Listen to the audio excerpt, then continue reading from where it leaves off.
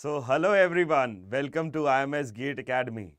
Today we are going to have a gate booster session of structural analysis. My dear students, you might have enjoyed the two sessions of environmental engineering that we had a few days back, right? We have discussed each and everything regarding environmental engineering, and after environmental engineering we had some other subjects of civil engineering as well for GATE score booster series.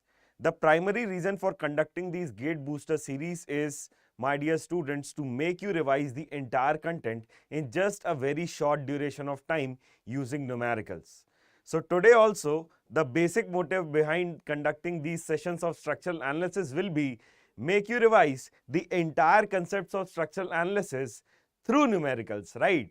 So let me begin with by saying a very good evening to everyone and welcome to IMS GATE Academy once again. So this is the gate booster session for structural analysis. My dear students, if we talk about structural analysis, the entire structural analysis has a weightage of 4 to 6 marks, right? 4 to 6 marks. The weightage of structural analysis is 4 to 6 marks. The questions asked for structural analysis are very easy. In fact, we have seen questions in engineering services which are far better than which are asked in GATE examination. So if I talk about the questions which are asked in GATE examination with respect to structural analysis, they are easy questions, but if, my dear student, you don't have the basic concept regarding anything, right, then you can hardly even understand that question. So for the questions of structural analysis, if you understand those questions properly, you will going to solve it very easily, right? In this session, the primary thing that we will going to focus is we have classified the entire structural analysis into small fragments, into very small and gettable fragments, so that you have a clear picture about what we will going to study in structural analysis, right?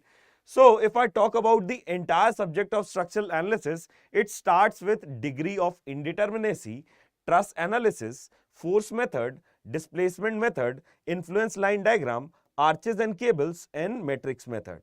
Now, my dear students, one point I would like to bring to your knowledge is, when we talk about structural analysis, as the name says, it is the analysis of any structure as a civil engineer. If we talk about the analysis of a structure, we are talking about calculating the unknown forces. We are talking about calculating the unknown deformations. These unknown deformations can be longitudinal deformations, or they can be transitional deformations as well. They can be rotational deformations as well. So calculation of any unknown forces or unknown deformation comprises the entire subject of structural analysis. Before starting with the subject of structural analysis, my dear students, what do you understand by structure? My question to you is, what do you understand by structure? So anything which restrains the external load is termed as a structure.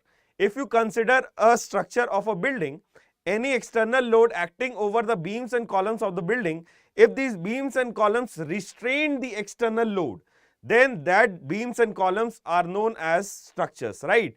So the components joined together which can restrain the external load is termed as a structure. If I talk about structure, so structure are basically of three types. First type of structure is the skeletal structure.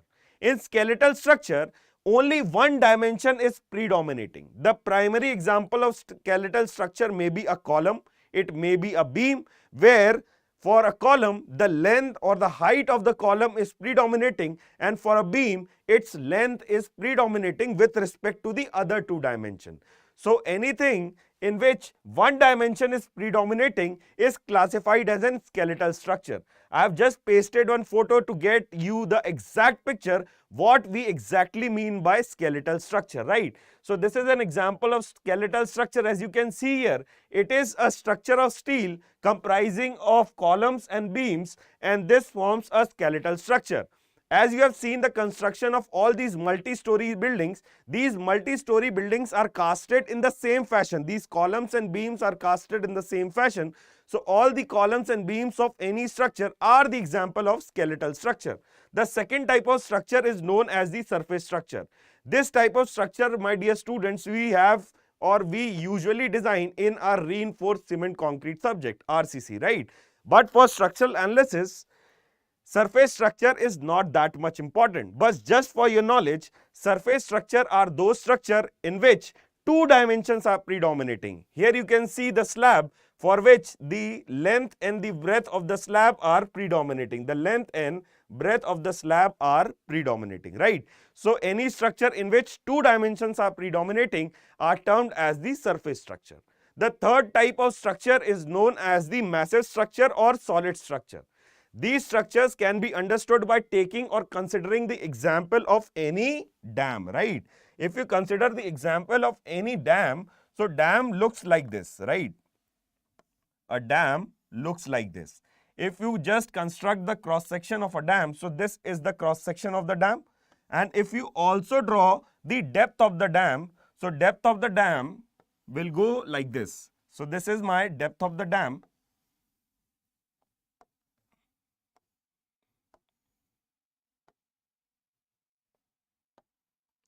So if you consider a structure like this, where both the length of the structure, this is the length of the structure, this is the width of the structure, and this is the height of the structure. So for any structure, if all the three dimensions are predominating, then this type of structure is known as a solid or massive structure, right? When we talk about structural analysis, we will only going to deal with skeletal structures. And skeletal structures are those structures for which only one dimension is predominating. Okay, so basically three types of structure we have seen. We have seen skeletal structure, surface structure, and solid or massive structure. But for our analysis, we will only going to consider the skeletal structure. Moving on with this. When we talk about structure, I have already told you that anything which can restrain the external loading is termed as a structure, right? Now these structures are further of two types. The joint that are made or the skeletal structure is further of two types, right? Good evening Jagdish, good evening Vipin sir. So skeletal structure are basically of two types. These can be pin jointed structure or a rigid jointed structure. If precisely I talk about a pin jointed structure, you can see it like the joint is made in the form of pin. A pin is connected to this joint and a pin is connected to this joint like this, and the load distribution or the load transfer will happen from one member to the other. The load transfer will happen from one member to the other. The axial load transfer and the shear load transfer will happen from one member to the other. But when we talk about pin, right, when we talk about a pin, if you apply a moment on any one member,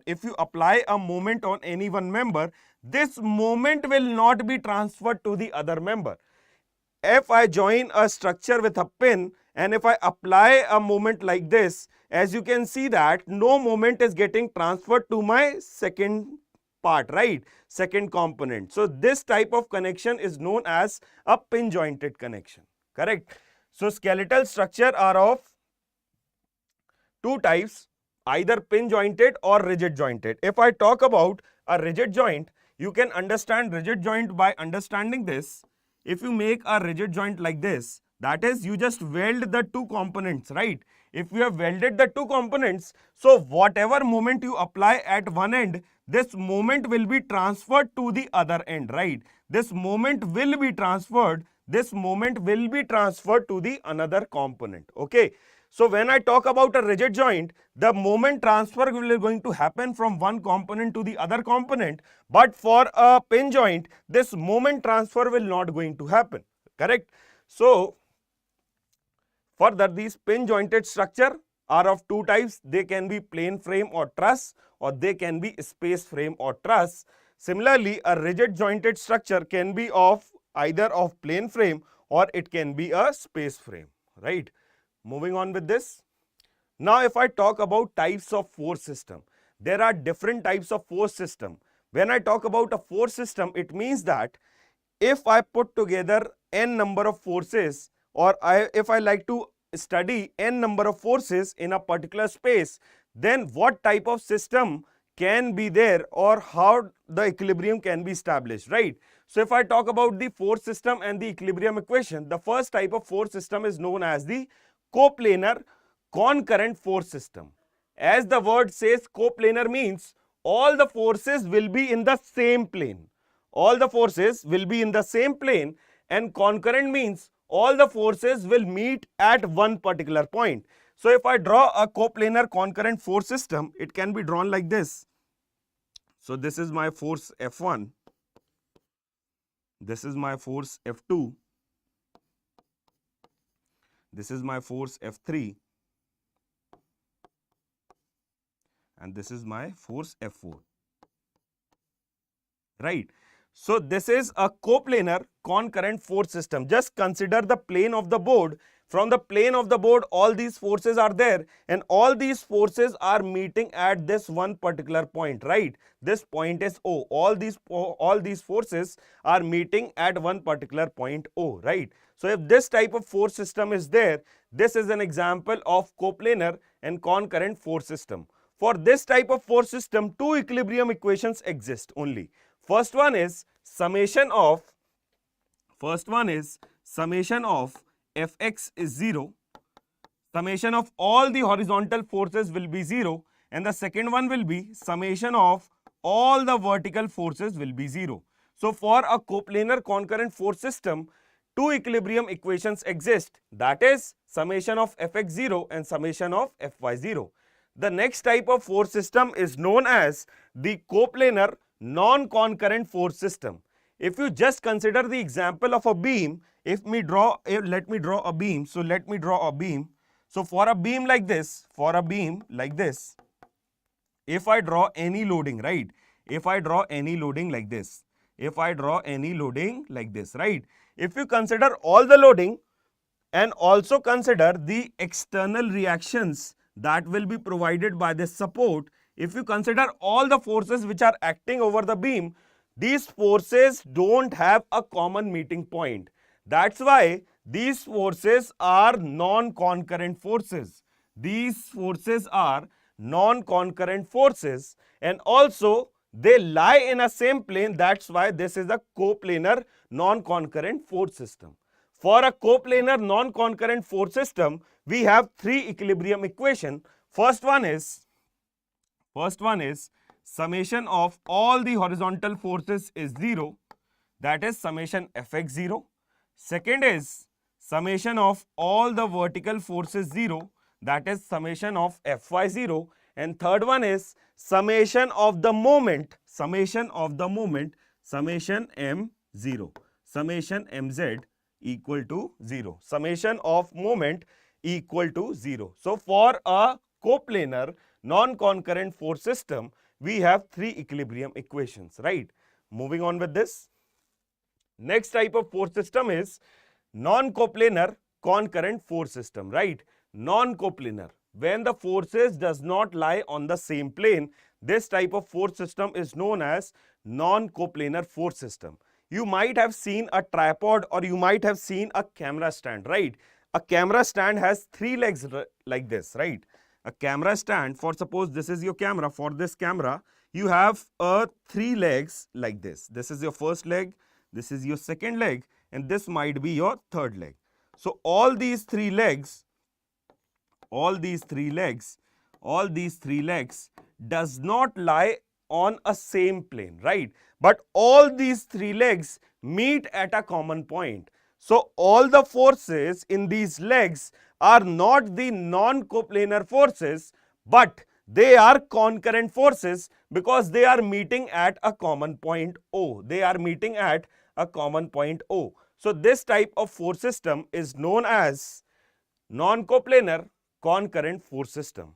For this type of force system, we have three equilibrium equations, that is summation of Fx0, summation of Fy0, and summation of Fz, Fz0. So for a non-coplanar concurrent force system, we have three equilibrium equations. The last type of force system is non-coplanar and non-concurrent force system. This is the most general type of force system that we usually see in our practical day-to-day life.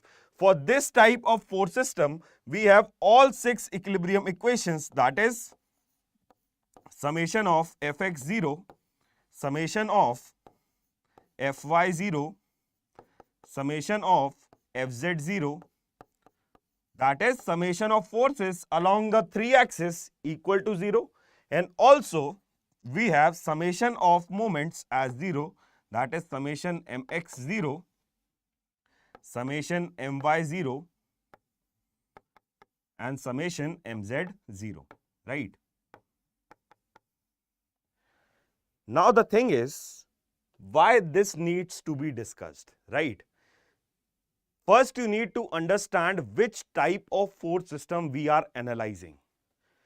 Once you have identified the type of force system that we are analyzing, then you should finalize how many equilibrium equations exist with us, correct?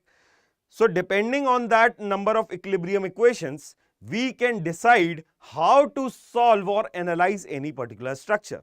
So first, seeing any structure, you have to decide on which type of force system is this, and depending upon the different type of force system, you need to finalize how many number of equilibrium equations should be there, and depending on that, you need to solve the entire structure.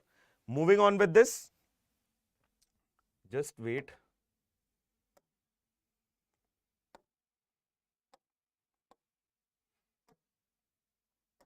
Okay.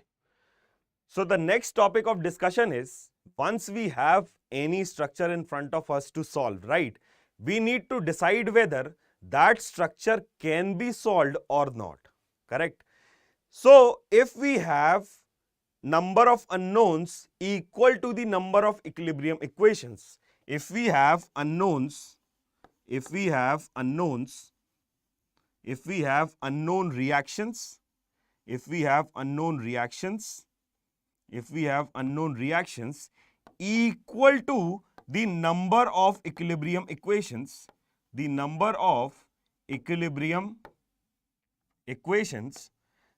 only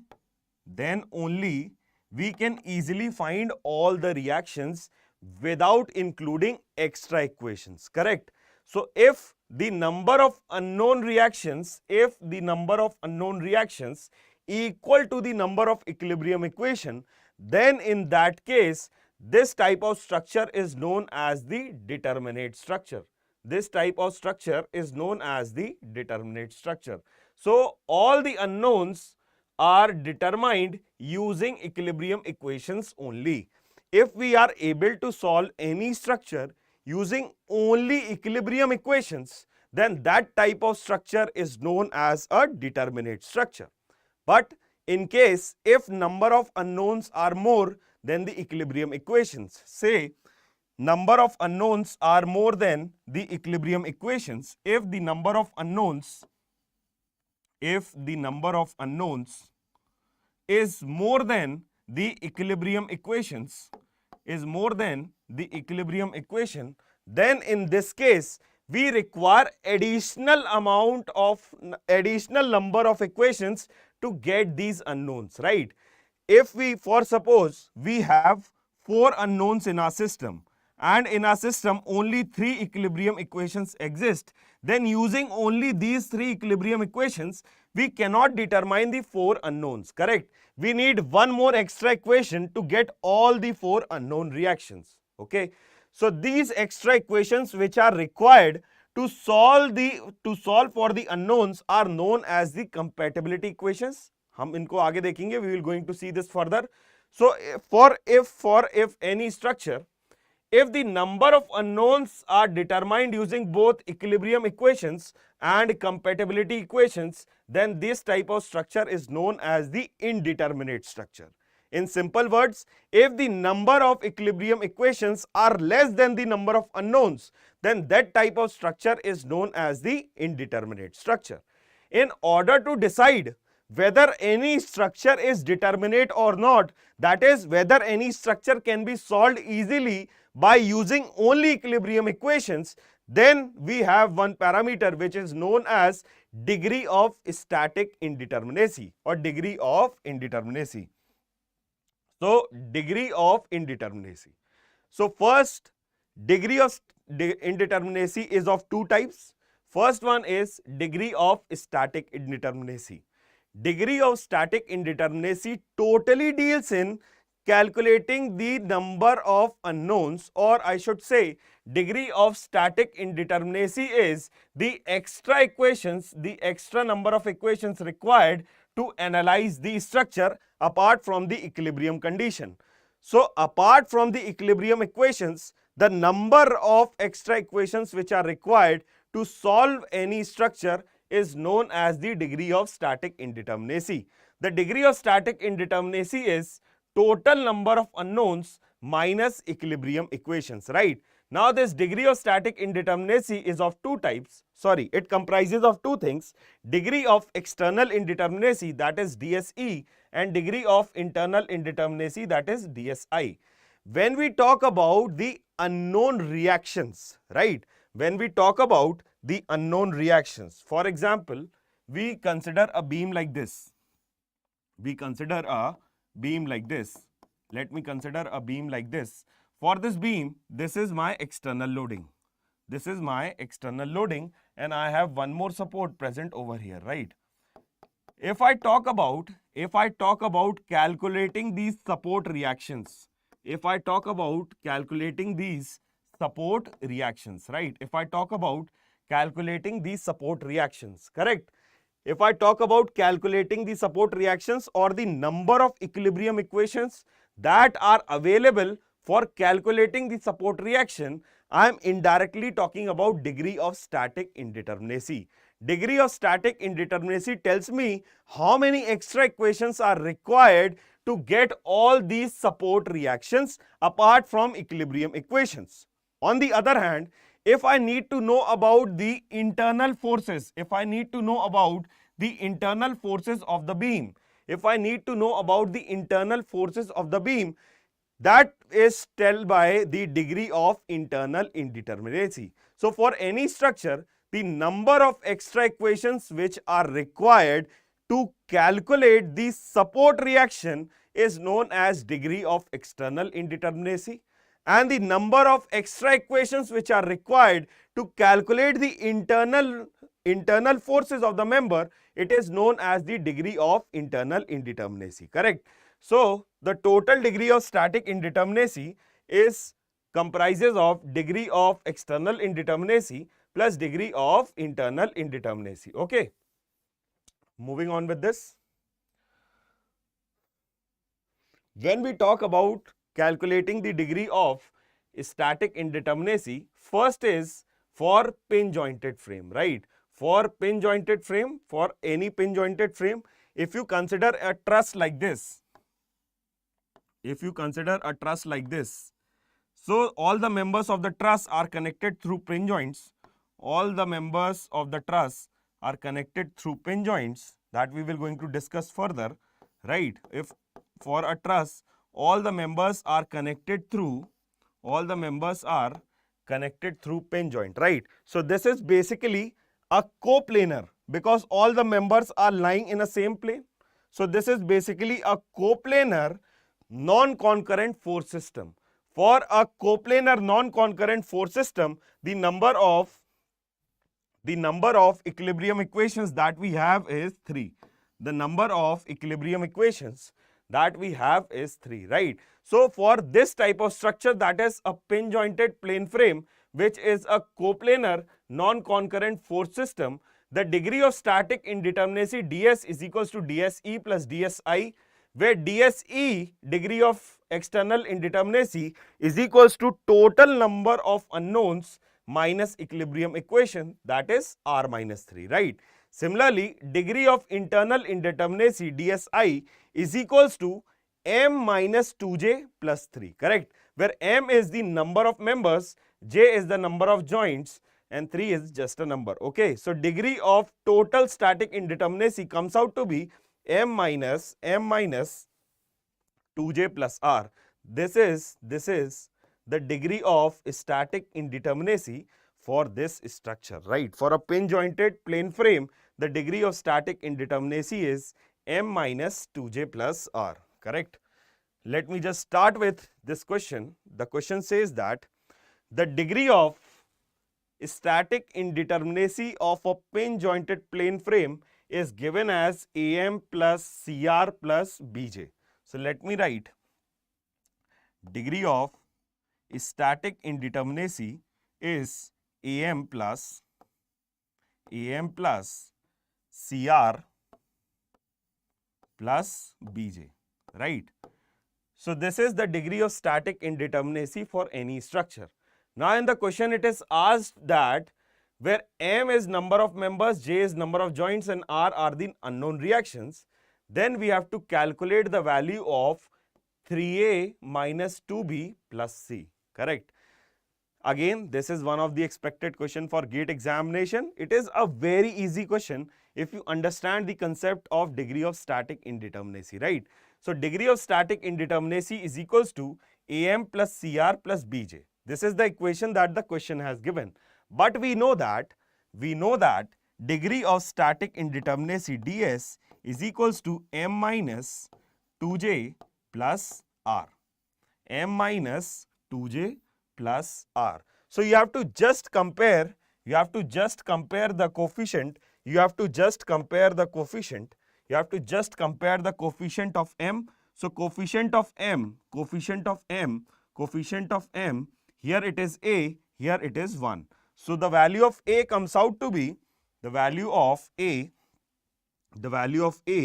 comes out to be 1, right?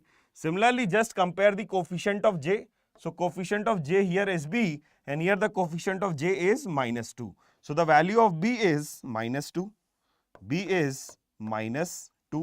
Third one is the coefficient of r is c and here the coefficient of r is again 1. So the value of c is 1.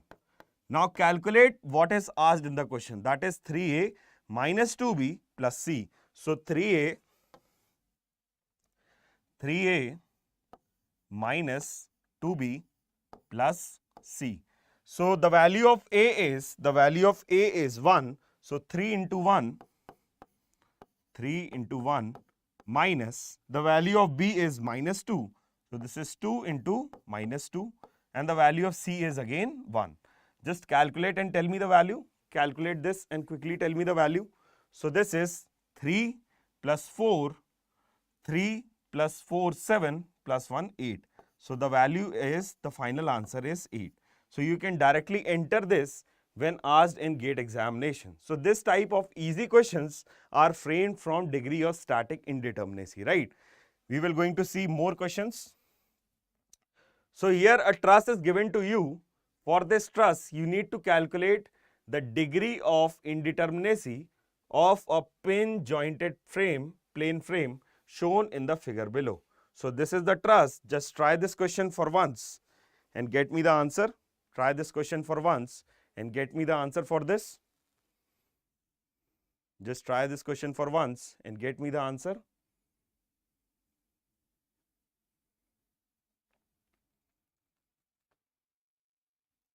The degree of static indeterminacy for a pin jointed plane frame. Pin jointed plane frame. For a pin jointed plane frame, it is a coplanar non-concurrent force system. It is coplanar non-concurrent force system. Okay. So degree of static indeterminacy for a pin jointed plane frame. So ds is equals to m minus 2j plus r. So total degree of static indeterminacy is m minus 2j plus r, right? M minus 2j plus r. So count the number of members, and tell me the value of m. Count the number of members and tell me the value of m. So the value of m starts with, so this is my first member, so this is my 1, this is 2, this is 3, this is 4, 5, 6, 7, 8, right? This is 9, 10, 11. Okay.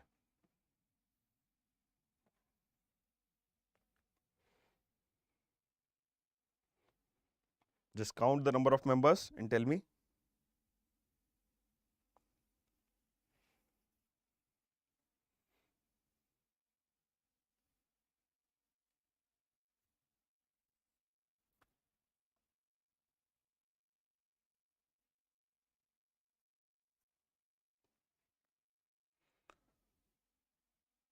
So this is 1, this is 2, this is 3, this is 4, right? Then we have 5, we have 6, then we have 7, 8, 9, 10, 11, 12, 13, 14, 15, 16, 17 and 18. So total number of members that are present, M is equals to 18. M is equals to 18. Next, count the number of joints. So this is my joint number 1. This is my joint number 1. This is 1. This is 2. This is 3. This is 4. This is 5. This is 6. This is 7. This is 8. This is 9. This is 10. And this is 11. So total number of joints are 11. So J is 11. Count the number of support reactions. So number of support reaction here, 2 support reactions are there.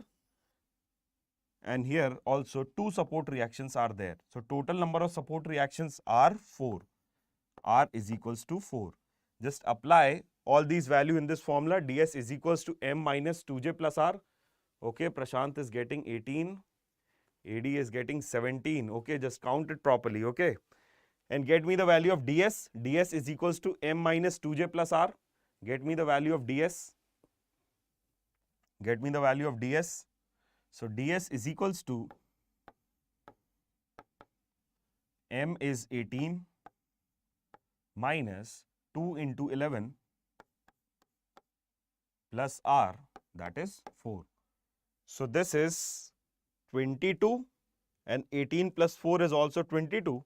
The value of ds comes out to be 0. The value of ds comes out to be 0, right? Now for the same question, if the question have been framed like this, calculate the degree of external indeterminacy. So for calculating the degree of external indeterminacy, I have to just calculate r minus 3, and r is 4 and minus 3, so this is 1, right? Similarly, degree of internal indeterminacy dsi is equals to m minus 2j plus 3. So as we know that number of members is 18 minus 2 into number of joints are 11 plus 3. So this comes out to be minus 1. This comes out to be minus 1. So when you add degree of external indeterminacy with the degree of internal indeterminacy, the final value of ds you will be getting will be 0, right?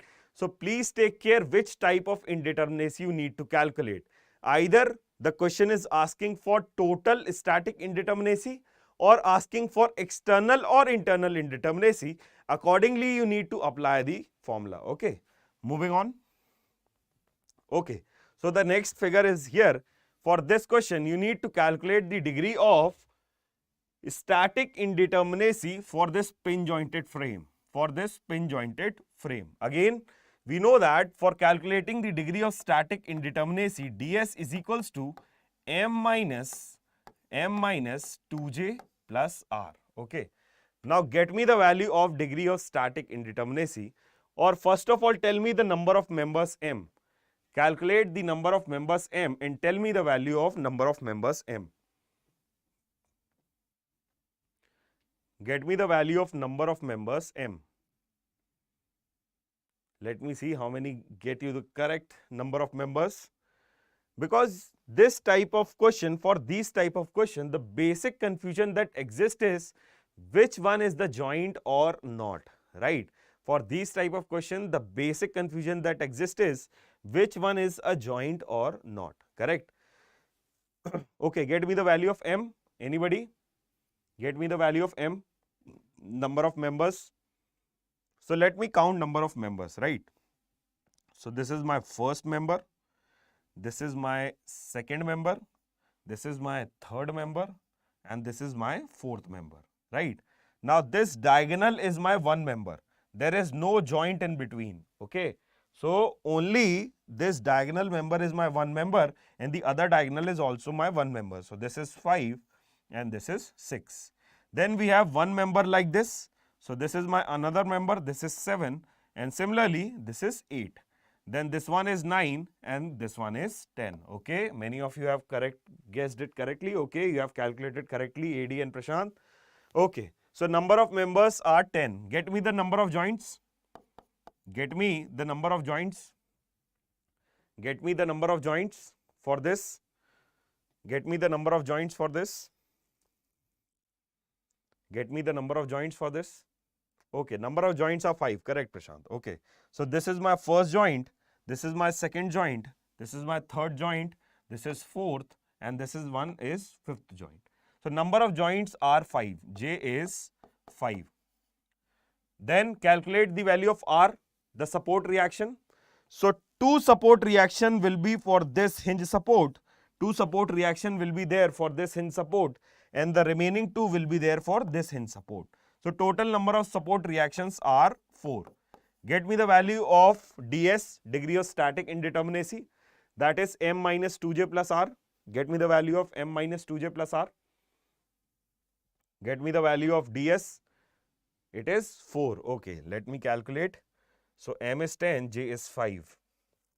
M is 10 and j is 5. So ds m minus 2j plus r. So m is 10, j is 5 plus 4. So the degree of total static indeterminacy comes out to be 4. Get me the value of degree of external indeterminacy. Correct, correct. Both of you are correct. Prashant and AD, correct. Get me the value of degree of external indeterminacy, DSE. Get me the value of DSE. So DSE is r minus 3.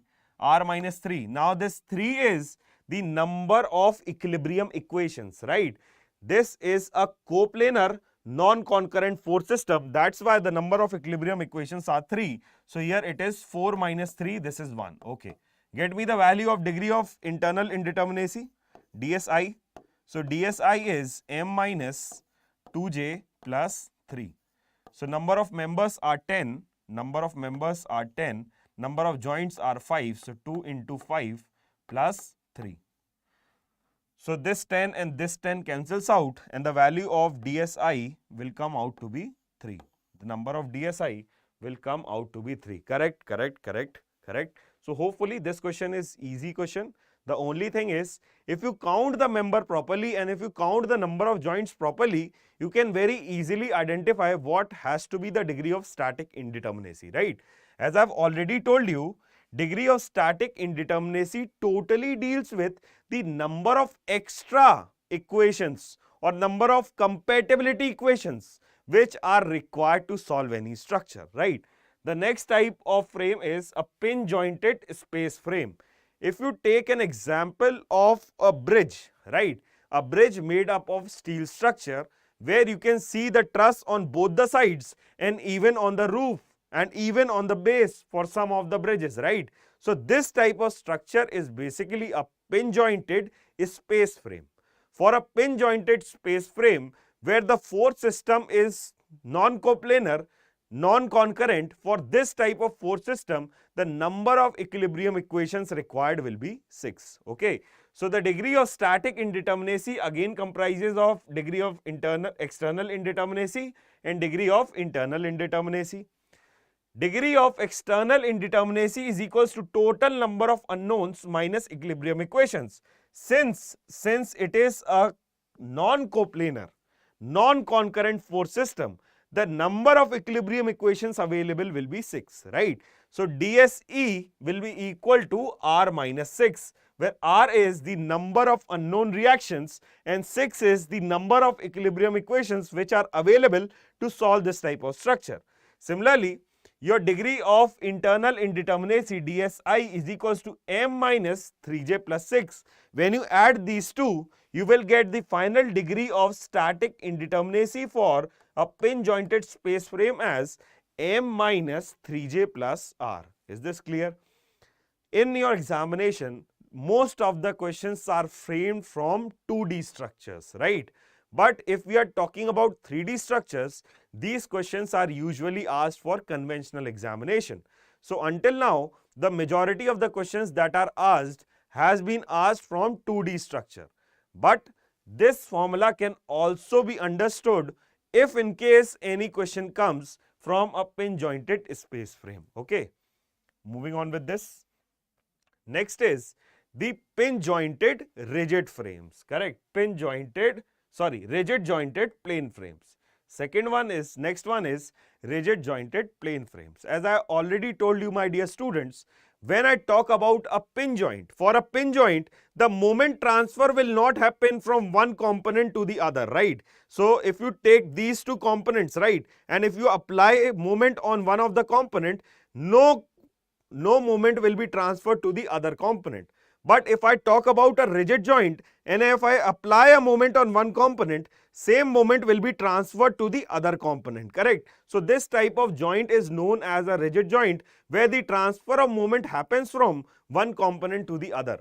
One more thing I would like to tell you, when I talk about a pin joint, the angle between the members may change, right? The angle between the members may change, but for a rigid joint, if any moment, external moment is applied over the rigid joint, the angle between the members will not change, but the transition of both the members will happen with the same degree of rotation, right? The transition of both the members will happen with same degree of rotation. For a rigid jointed plane frames, it can be a beam or it can be a frame. First that we will going to consider is for beams. So for beams, the degree of static indeterminacy comprises of degree of external indeterminacy plus degree of internal indeterminacy and the force releases. Here I would like to tell you one thing. For any beam, if I know the external support reaction or if I know the support reaction, I can calculate shear force, I can calculate bending moment, I can calculate axial force along the full length of the beam, right? So if anyhow I know the external support reactions, I can calculate all these forces, correct? Now, if I talk about beam, so beam only has the external indeterminacy. Beam only has the external indeterminacy. For a beam, the internal indeterminacy is 0 because if anyhow I know in all of these support reactions, I can calculate all the unknown stresses that are present in the beam or the unknown forces that are there in the beam. So there is nothing like internal indeterminacy for a beam.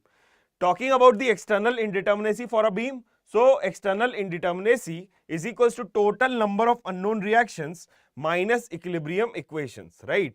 So if I talk about the total degree of static indeterminacy, the total degree of static indeterminacy is equals to DSE minus DSI. For beam, this DSI is 0 minus force releases, right? In beam, you have to take care which type of loading is there. Either vertical loading is there or general loading is there. For vertical loading conditions, the number of equilibrium equations that are available with us will be 2, right? If I talk about a beam, it is a coplanar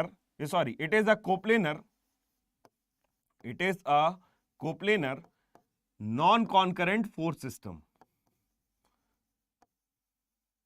It is a coplanar non-concurrent force system, correct? For a coplanar non-concurrent force system, for general loading conditions, we have 3 equilibrium equations, that is summation fx0, summation fy0 and summation mz0. But for vertical loading condition, we have only 2 equilibrium equations, that is first one is summation of Fy0 because loading is vertical. No loading is there in the horizontal direction. Therefore, no equilibrium equation we consider or no support reaction we consider in the horizontal direction, right? So, summation of Fy0.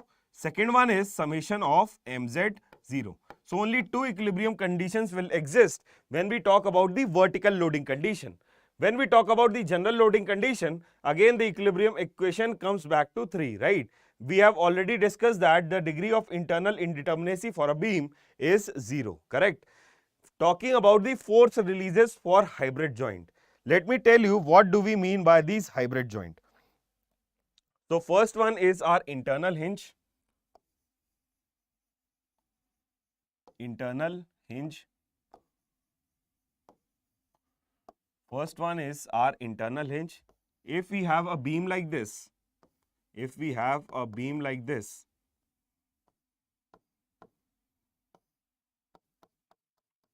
right? If we have a beam like this, if we provide an internal hinge in between, correct? So if we provide a hinge in between, we are providing the movement between the two members. We are providing a movement between the two members. For this type of internal hinge, we get one extra equation, that is summation of moment about this hinge is 0. It can be either on the right side of the structure or it can be on the left side of the structure, right? So for any internal hinge, we get one extra equation, that is summation of M equal to 0.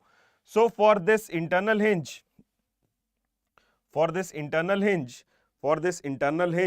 the number of force releases is equals to M dash minus 1.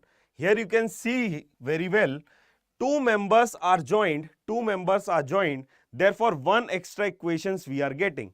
If for any hinge, if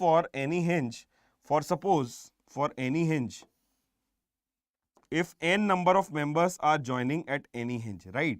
So these are the number of members, say it is 1, 2, 3, 4, 5. If n number of members are joining any hinge, then the number of extra equations that we will going to get will be equal to n minus 1. Here you can see that two members are joined at a hinge, so number of extra equation that we got is 1.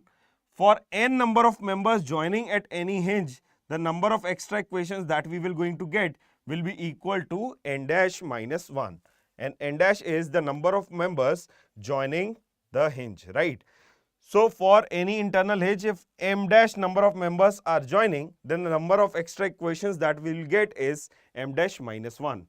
Similarly, for a shear hinge, if I talk about a shear hinge, so this is my internal hinge where no moment transfer will going to happen from one member to the other.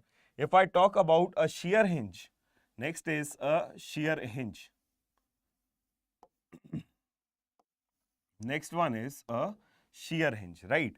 So if I talk about a shear hinge can be of two types, right? It can be a vertical shear hinge. It can be a vertical shear hinge, or it can be a horizontal shear hinge. It can be a horizontal shear hinge. If my shear hinge is vertical, then you can assume a structure like this, right? You can assume a structure like this.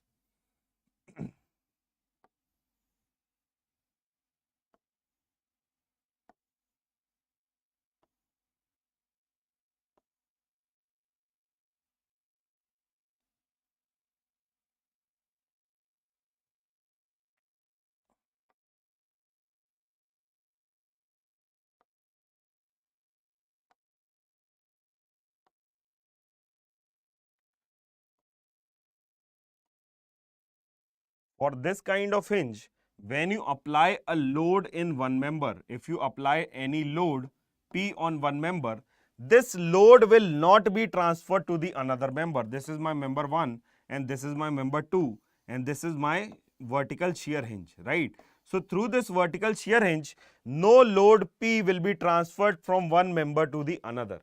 This type of hinge is known as a vertical shear hinge, where no vertical load is transferred from one member to the another. Similarly, we have the horizontal shear hinge. When we apply a horizontal load on one of the member, when we apply the horizontal load on one of the member, no load will be transferred to the another member. No load will be transferred to the another member. So if I apply a load like this on my member number 1, this load will not be transferred to member number 2. But for both these hinges, moment will be transferred. Moment will be transferred. Moment will be transferred from one member to the another. If you apply a moment in one member, if you try to apply a moment on the one member, this moment will be transferred to the another member. Similarly, for a vertical shear hinge, if you try to provide a moment in one of the member, this moment will again be transferred to the first member through this vertical shear hinge, right? If I talk about this vertical shear hinge, if you apply any horizontal force, this horizontal force applied on member number 1 will be transferred to my member number 2. Similarly, for this horizontal shear force, so horizontal shear hinge, if I apply any vertical load, so this vertical load V will be transferred to the another member 2, right, through this horizontal shear hinge. So if I talk about these shear hinges, we get one extra equation, depending on which type of shear hinge is provided. If I provide a vertical shear hinge, I will get one extra equation, that is summation of Fy is equals to 0. Summation of vertical forces equal to 0 at this particular shear hinge. Similarly, if I provide a horizontal shear hinge, I get one extra equation, that is summation of Fx is equals to 0 at this particular shear hinge. Okay. So hopefully you have understood how we are getting these extra equations. So for an internal hinge, we are getting one extra equation. For shear hinges, we will get one extra equation. For internal link, we get two extra equation. If I talk about internal links,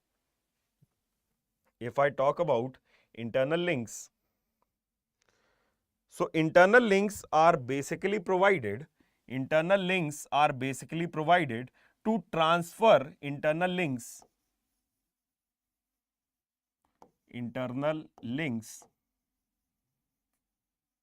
are basically provided to transfer only shear force. Internal links are basically provided only to transfer shear force. Okay. Now, if I talk about an internal link looks like this. You have a link like this, which are pin jointed.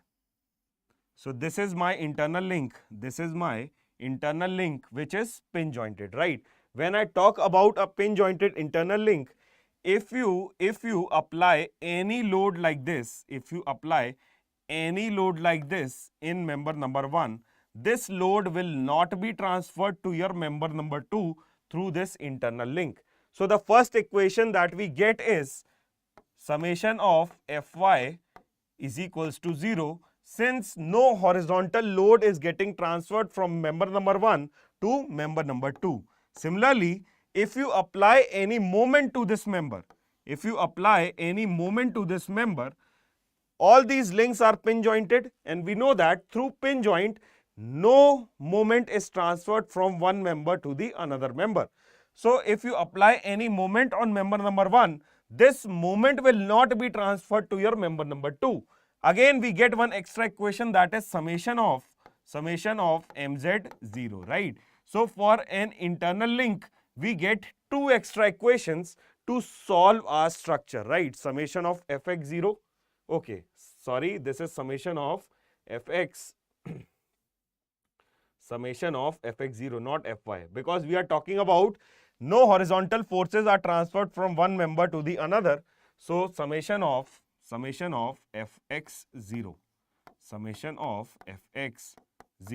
So we get two extra equations when we talk about an internal link, right? Thank you, Prashant. Thank you so much. Last one is when we talk about the internal roller, right? For internal roller, only one extra equations that we get. If I talk about an internal roller looks something like this. An internal roller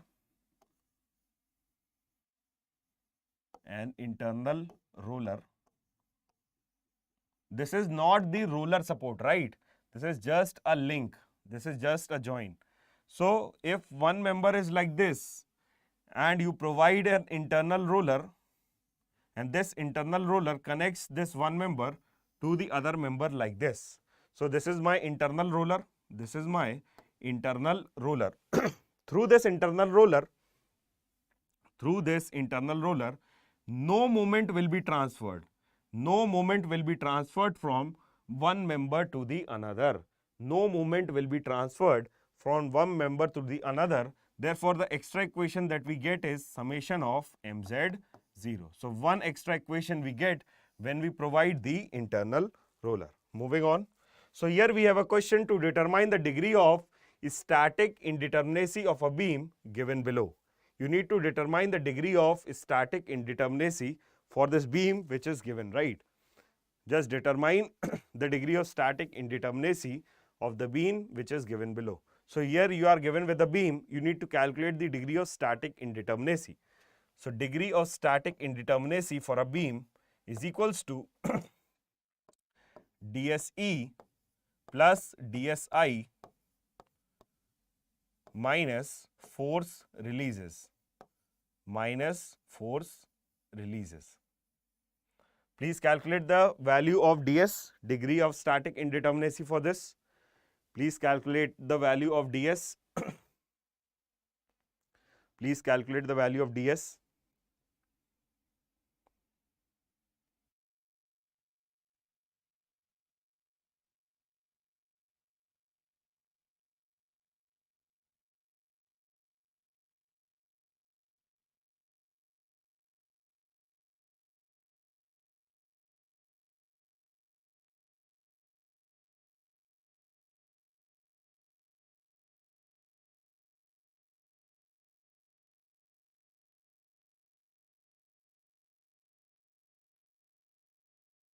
Okay. So for this beam, we know that degree of internal indeterminacy is 0. DSI is 0. So we will not talk about DSI, right? For DSE, we need to know the number of support reactions. So here we have one support like this, the another one is like this. For this, we have one support reaction, and for a fixed support, we have 3 support reactions like this, right? So the total number of support reactions that we have is 1, 2, 3, 4, 5, 6, right? So total value of R is 6. The value of R is 6. So ds is equals to dSE minus force releases.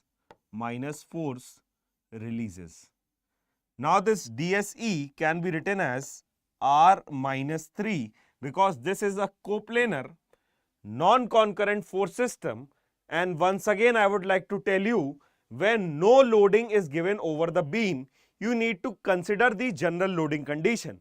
For general loading condition, the number of equilibrium equation has to be 3. For general loading condition, the number of equilibrium equation has to be 3. Now talking about the force releases, we have one internal hinge. To this internal hinge, 2 members are connected. So if 2 members are connected, the number of force releases that we will going to get is 1, right? So the number of force releases that we get is 1.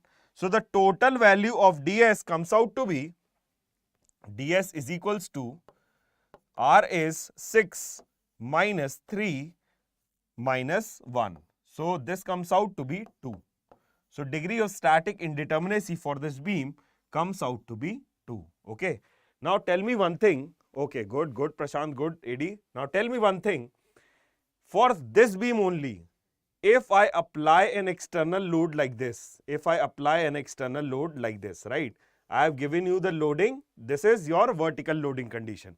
Get me the value of ds for vertical loading condition for same beam. Get me the value of ds for vertical loading condition. Let me draw this beam again. So you have a beam like this. You have a beam like this. This is my internal hinge. You have this roller support. And then last we have a hinge support. Loading is given like this. Loading is vertical. Loading is vertical. For this vertical loading condition, get me the value of ds. Get me the value of ds, degree of static indeterminacy. Get me the value of ds. For vertical loading condition, get me the value of ds. It is 1. Okay, let me see. So if I talk about the vertical loading condition, the number of equilibrium equations that will be available with us will be 2, right? If I talk about the reactions that will be coming, so here I will have one reaction, here I will have one reaction, here I will have only 2 reactions. Since we are taking only vertical loading condition, we will not going to consider any load in the horizontal direction, correct? So from here I can calculate ds is equals to r minus 2 minus force releases, right? So here r is equals to 2, 3 and 4. So 4 minus 2 and number of force releases are again 1. So this is 4 minus 3, that is 1. So correct, Prashant is correct. ds is 1. Okay. So this is how you need to deal when a beam is given to you for calculating the degree of static indeterminacy, right? Next is calculate the degree of static indeterminacy for this beam. You are given with again a beam and no loading condition is given. You need to calculate degree of static indeterminacy for general loading condition. For general loading condition, the number of equilibrium equations available with us is 3. For general loading condition, the number of equilibrium equation available with us is 3. Get me the quick value of degree of static indeterminacy. Get me the quick value of degree of static indeterminacy for this beam. Get me quickly the value of degree of static indeterminacy for this beam. Okay. So for this beam, if I talk about general loading condition, right? So my ds is equals to dse plus dsi minus force releases, right? This dsi for my beam is 0. dse can be written as r minus 3 because we have taken general loading condition, minus force releases, right? Get me the value of r. Prashant is again saying 1. Okay, get me the value of r. So here we have 2 support reaction, 1 and 2. Here we have 1 support reaction and then we have 3 support reaction. This is 1, this is 2 and this one is 3.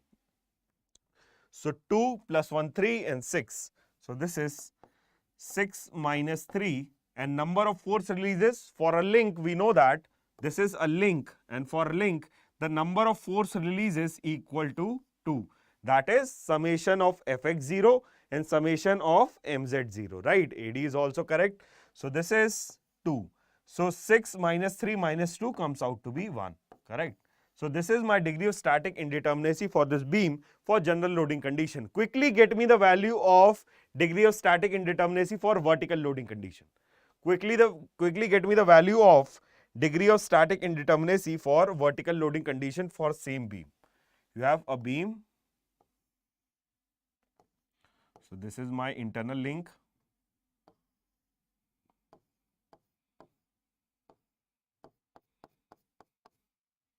This is my support reaction.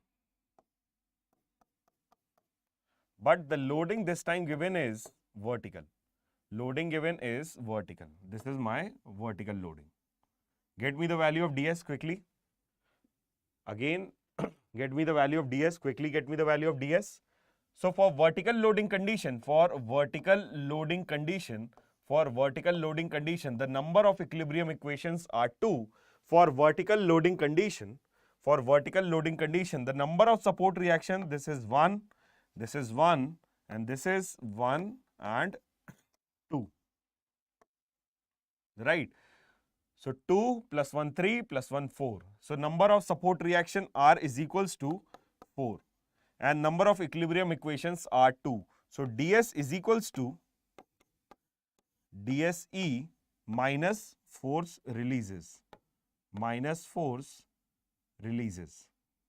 So dSE can be written as R minus 2 minus force releases. This R is 4 minus 2 minus number of force releases is again 2. So this comes out to be 0. So for vertical loading condition, ds for the same beam is 0. For vertical loading condition, ds for the same beam is 0. So for a vertical loading condition, same beam is determinate. On the other hand, if we consider the general loading condition, this beam becomes indeterminate. Is this clear? Is this clear? Please tell me yes or no. Is this clear to everyone? Please tell me yes or no. Are you getting this? Tell me yes or no. Are you getting this? Shall we move forward? Okay, good. Okay. Next, the question says that consider the structure showing in the figure below. Which of the following statement is or are correct? Right? It is a multiple select question. If we talk about a multiple select question, so for these type of questions, more than one options is correct. Quickly go through the question and tell me the answer. Quickly go through the question and tell me the answer. Consider the structure shown in the figure below. For which of the following statement is or are correct? Tell me, is the structure internally indeterminate? Yes or no? Yes or no? Is the structure internally indeterminate? Yes or no? Tell me whether the structure is internally indeterminate or not. This is a beam. So for a beam, the structure is always internally determinate. So option number A is incorrect, right? Option number A is incorrect. Structure is internally determinate. Next is the degree of static indeterminacy of the structure shown here is 3. Structure is externally indeterminate to second degree. Degree of static indeterminacy for the structure shown here is 2. So anyhow, we need to calculate the degree of static indeterminacy for this beam. So for calculating the degree of static indeterminacy, first of all tell me which type of loading condition I will take. I will take vertical loading condition or general? Will I take vertical loading condition or general loading condition? Tell me this. Tell me this fast. Whether I will take vertical loading condition or general loading condition? Tell me this quickly. Vertical loading condition. Good. If you are clear that you need to take the vertical loading condition, quickly get me the degree of static indeterminacy. Good. Both of you. Good, Prashant. Get me the value of degree of static indeterminacy.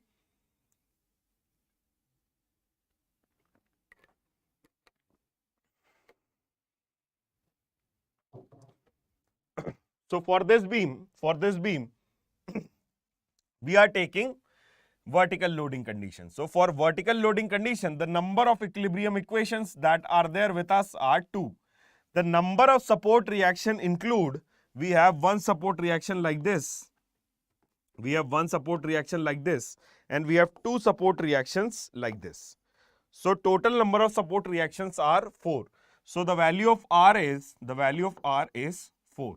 So ds is equals to dSE plus dSi minus force releases. So we know that dSi is 0, dSe can be written as R minus 2 minus force releases. Since there are no internal hinges and no links present, so this force releases has to be 0. So R minus 2, that is 4 minus 2. So degree of static indeterminacy comes out to be, degree of static indeterminacy ds comes out to be 2. Degree of static indeterminacy for this beam comes out to be 2. It means the beam is statically indeterminate by second degree, correct? So beam is externally indeterminate by second degree. The degree of static indeterminacy of the structure shown here is 2, right?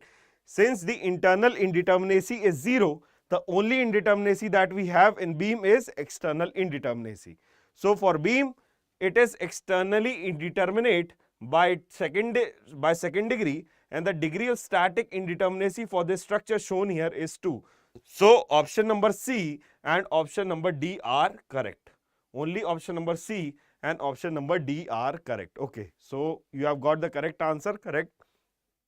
Moving on. Next is our rigid jointed plane frames, correct?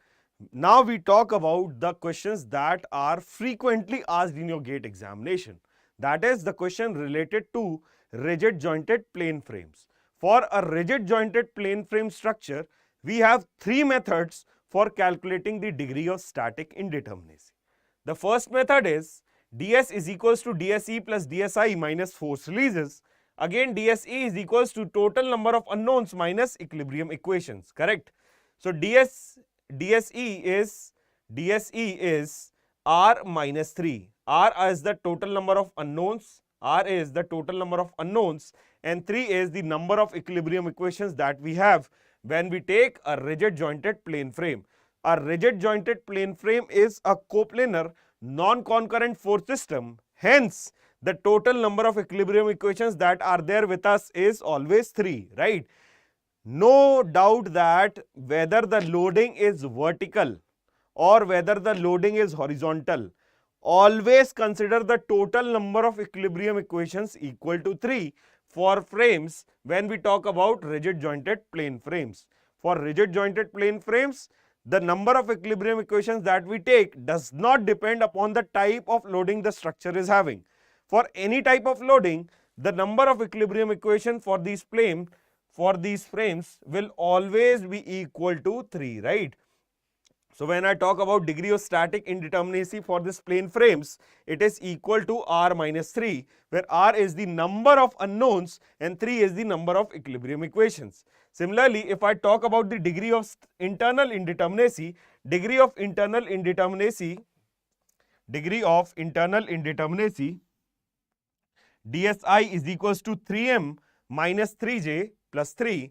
When you add external indeterminacy and internal indeterminacy, the total degree of static indeterminacy that you will going to get is 3m plus r minus 3j. So this is the direct formula that you can use for calculating the degree of static indeterminacy. This is the first method. The second method is for calculating the degree of static indeterminacy, you can use r minus 3, that is degree of external indeterminacy, plus 3c. Now this c is the number of closed loop that are present in any structure, right? The third method is the degree of static indeterminacy ds is equals to 3c minus n minus number of force releases. Here also in this equation, this ds r minus 3 plus c minus force releases, right? When we solve the question, we will going to see what we mean by c and c dash. C dash is the number of cuts which are required to make a determinate stem, right? And n is the number of restraints that are added to the rigid joint to make it a rigid joint. अब ये सारी बातें हम आगे देखते हैं, right? Moving on with this. So here we have a structure. For this structure, you need to calculate the degree of static indeterminacy. First, calculate it using method number 1. First, calculate using method number 1.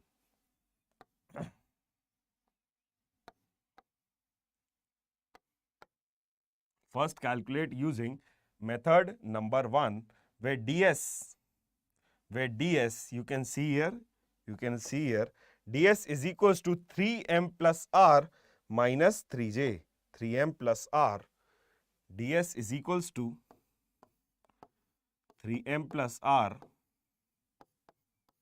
minus 3j, right? minus force releases, minus force releases, minus force releases, minus force releases. Okay. Quickly get me the value. Quickly get me the value of this. Quickly get me the value of ds using method number 1 for this structure. So for this structure, the total number of unknowns, or I should say the total number of members. So this is my member 1, 2, 3, 4, 5, 6. Quickly get me the value of members. Quickly get me the value of members. Quickly get me the value of members. Quickly get me the value of members. How many members are there? Quickly get me the value of members.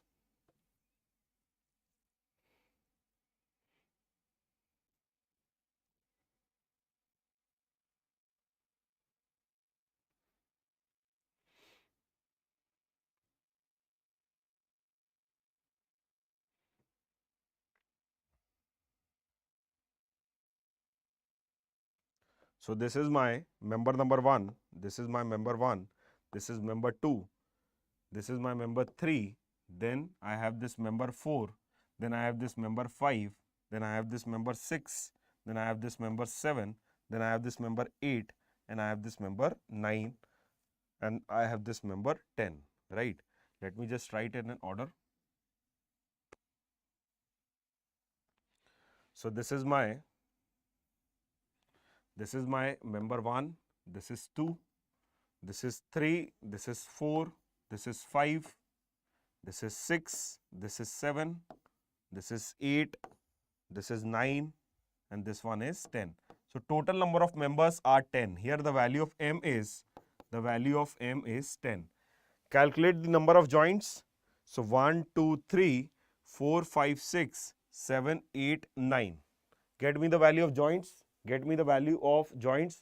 You are counting 14 members. No. This is one member. Don't count this as a joint, right? For now, you are only considering these rigid joint. With respect to the rigid joint, how many members are coming out from that particular joint? You need to count on that basis, right? Get me the value of number of joints. So number of joints include, this is my first joint, this is my first joint, this is my first joint, this is second joint, this is third joint, this is fourth joint, fifth, sixth, seventh, eighth, and 9. Total number of 9 joints are there. The value of J is 9. Value of J is 9. Get me the value of R. So the value of R is, for this support, we have the value of 3. For this support, we have the value of 1. And for this support, again, we have the value of 3. So the total number of support reactions are 3 plus 3, 6 plus 1, 7. So R is 7. Get me the value of DS. Quickly get me the value of D. Okay, talking about the force releases, right? Talking about the force releases. One force will be released by this horizontal shear hinge. One force will be released by this horizontal shear hinge. Again, one more force will be released by this horizontal shear hinge. One more force will be released by this vertical shear hinge. And one more force will be released by this vertical shear hinge. So there are 4 force releases for this structure, right? So the number of force releases are 4. So force releases are 4. Force releases are 4. Quickly substitute all the values and get me the value of ds. Okay, Prashant is saying 9. Okay, let me just calculate. So ds is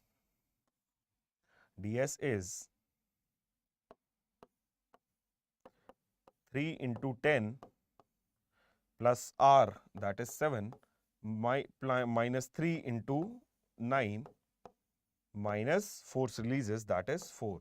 So this is 30, 37 minus 27, 10, and 10 minus 4 is 6.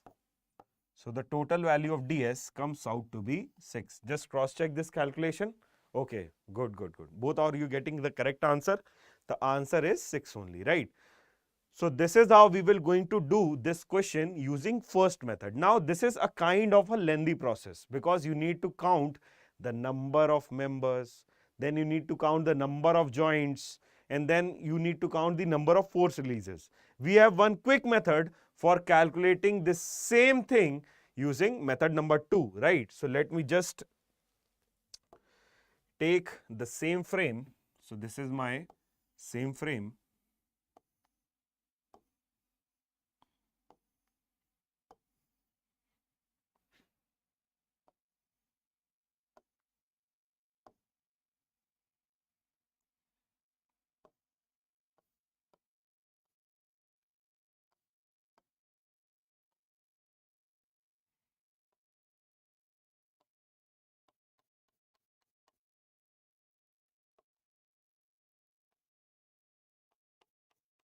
This is my fixed support and this is also my fixed support,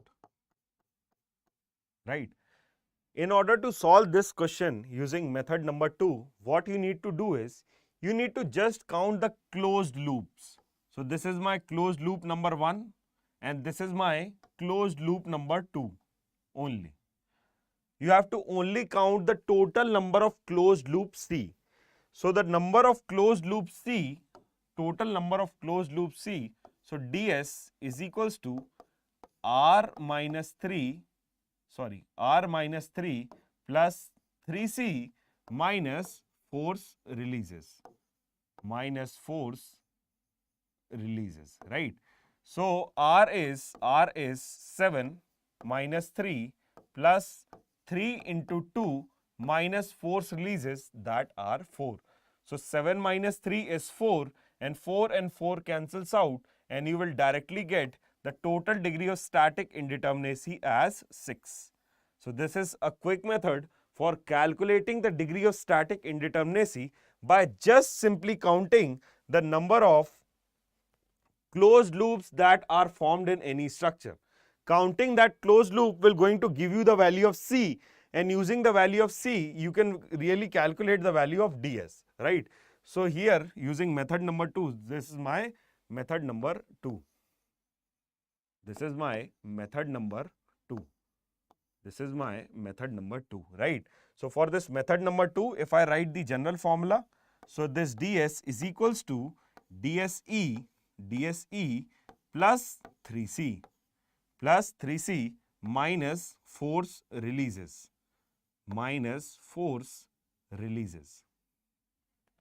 So this can be generalized as R minus 3 plus 3c minus force releases, right? So this is the second and a very important method which can quickly give you the answer of degree of static indeterminacy, right? Moving on, calculate the degree of static indeterminacy for the beam given below. This is not a beam, this is a structure. This is not a beam, this is the structure. Quickly get me the value of ds. Using method number 2. Don't use method number 1. Quickly get me the value of ds using method 2. Quickly get me the value of ds. Using method 2.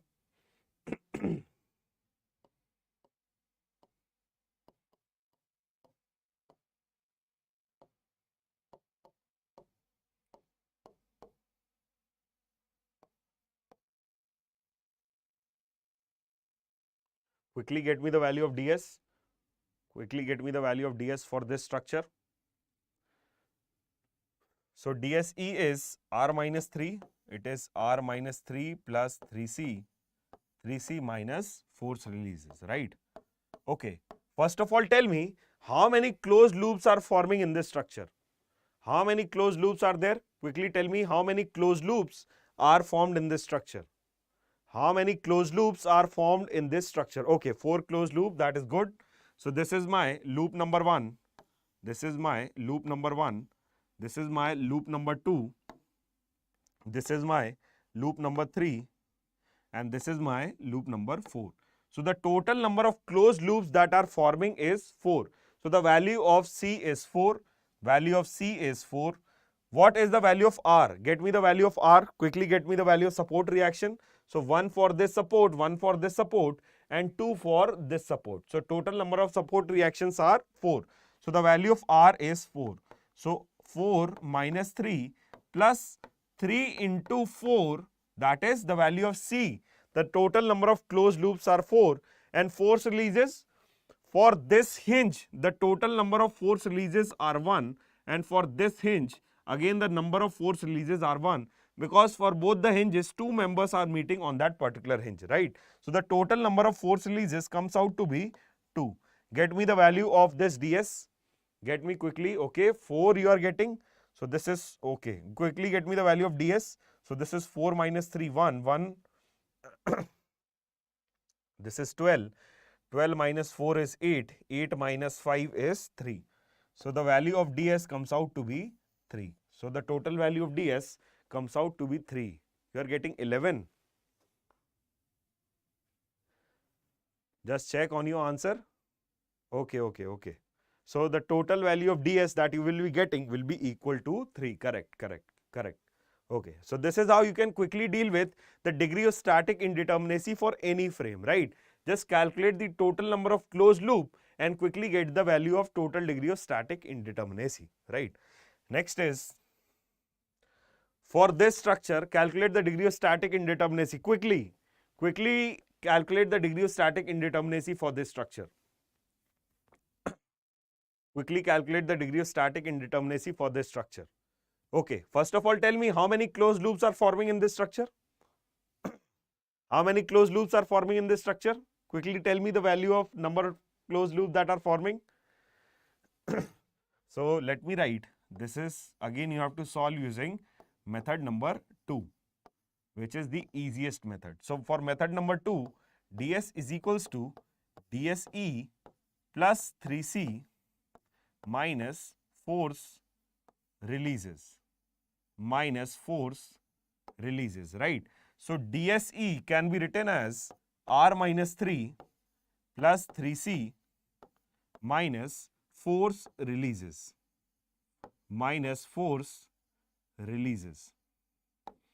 So the total number of closed loops that are forming is again 4, okay? It is again 4. So this is my first closed loop, this is my second closed loop, this is my third closed loop, and this is my fourth closed loop. So the value of C is 4. The value of C is 4, okay. Get me the number of support reactions. Quickly get me the number of support reactions. So the number of support reactions are 1, 1 and 2. Total number of support reactions are again 4, okay. So R is 4. Get me the value of force releases. Get me the value of force releases, okay. For this hinge, how many members are meeting? For this particular hinge, how many members are meeting? So 3 members are meeting. So for this particular hinge, the total number of force releases will be 2, right? Since 3 members are meeting, the total number of force releases will be n minus 1. That is total number of members that are meeting for this particular hinge minus 1. So for this particular hinge, 3 members are meeting. So total number of force releases will be 2. For this particular hinge, since 4 members are meeting, for this particular hinge, so the total number of force releases for this particular hinge will be equal to 4 minus 1, that is 3. 4 minus 1, that is 3. So for this particular hinge, the total number of force releases will be 3. So total number of force releases will be 3 plus 2, 5. So number of force releases will be 3 plus 2, 5. Just substitute the value and get me the value of ds. So ds is equals to R, which is 4 minus 3 plus 3 into 4 minus number of force releases, that is 3 plus 2, 5. Quickly get me the value of ds. So this is 12. 12 minus 4 is 8, and 8 minus 8 is 0. So the value of ds comes out to be 0. Value of ds comes out to be 0. Getting this answer? Getting this answer or not? Are you getting this answer? So the value of ds for this particular structure comes out to be 0. Please check the calculation. Please check the calculation. Okay.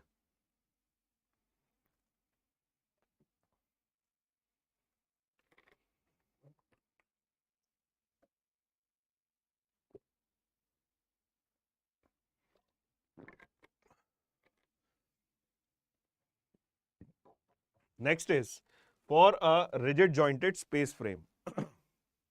For a rigid jointed space frame, similarly, we have a formula for calculating degree of static indeterminacy, that is ds is equals to dsc plus dsi minus force releases. Here also ds is equals to total number of unknowns minus equilibrium equations. So the final value of ds that you will get for rigid jointed space frame is 6m plus r minus 6j. Here DSE, degree of external indeterminacy, is r minus 6 and degree of internal indeterminacy is 6m minus 6j plus r. When you add both these two things, you will get total degree of static indeterminacy, that is 6m plus r minus 6j, right? Similarly, we have method number 2.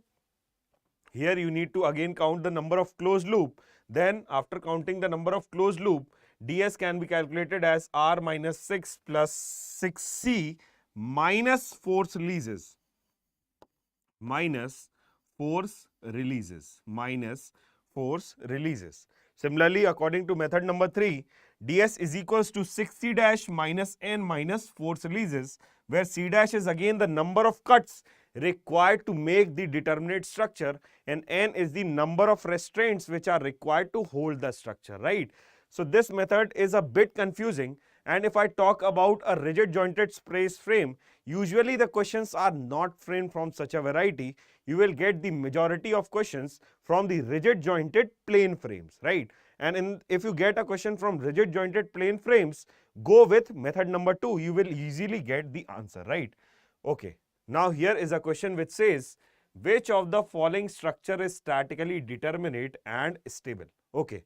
First of all, out of all these 4 structures, this is my structure number A, this is my structure number A, this is structure number B, this is structure number C, and this is structure number D. For this structure C, you have a support like this.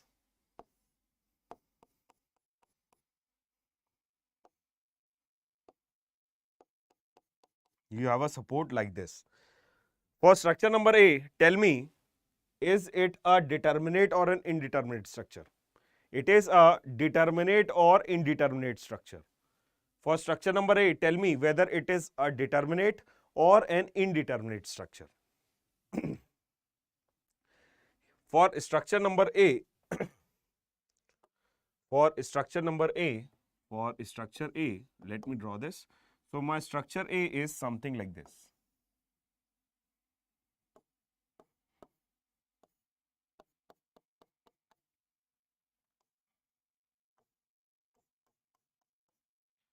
So for this structure, I have one external reaction, one more reaction like this, and one more reaction like this.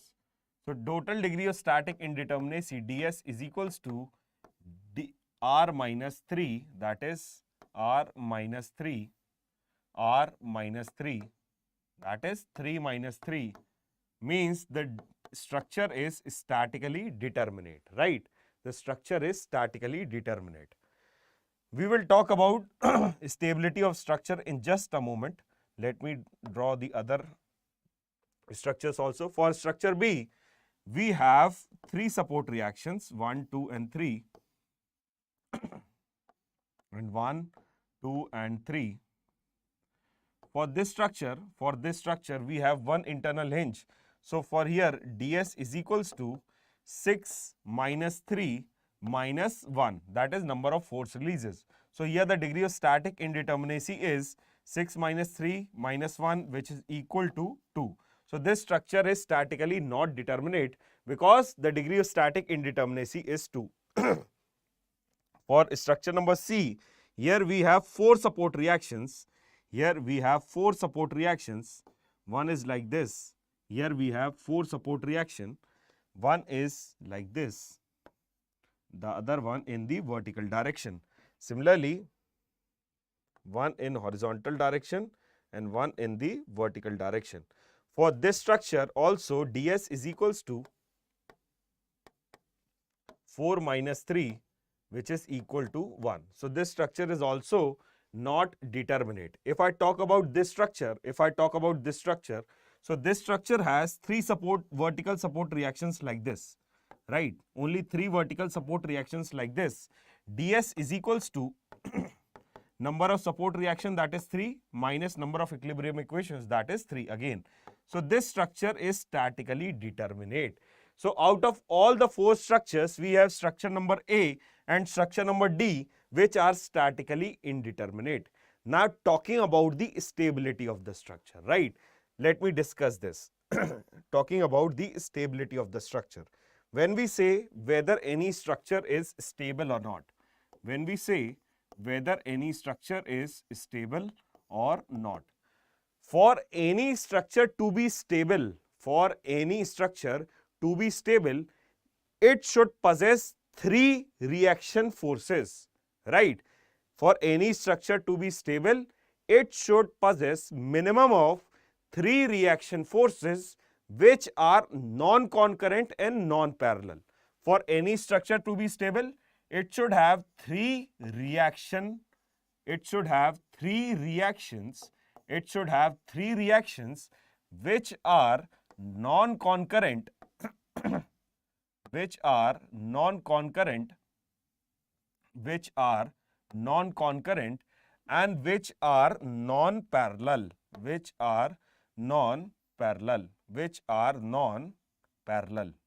Why I am saying this? Let me just explain you in depth, right?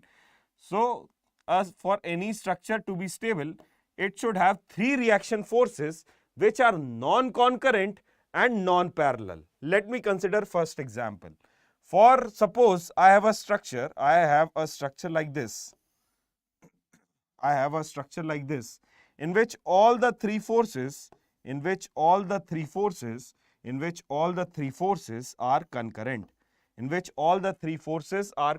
Like this. But if I apply any external moment to this structure, to this external moment M, there cannot be any resisting reaction. That's why the structure becomes unstable. So when you have a concurrent forces, these concurrent forces do not provide the resisting moment to the external moment applied to the structure. So for the concurrent forces, the structure becomes unstable. Similarly, if I talk about the parallel forces, consider the example that we have considered in the beam. That is, for suppose we have a beam like this. And we have only provided the roller support. If you give some force in this direction P, there will be no resisting force in the horizontal direction, and this beam will keep on moving until this load P is applied over it, right? You can take the example of a skateboard. For that skateboard, there is no horizontal reaction force, and this skateboard keeps on moving until and unless we apply a horizontal force over this skateboard. So whenever three parallel reaction force exist, also in this case, there will be no reaction forces in the horizontal direction, and the structure becomes unstable.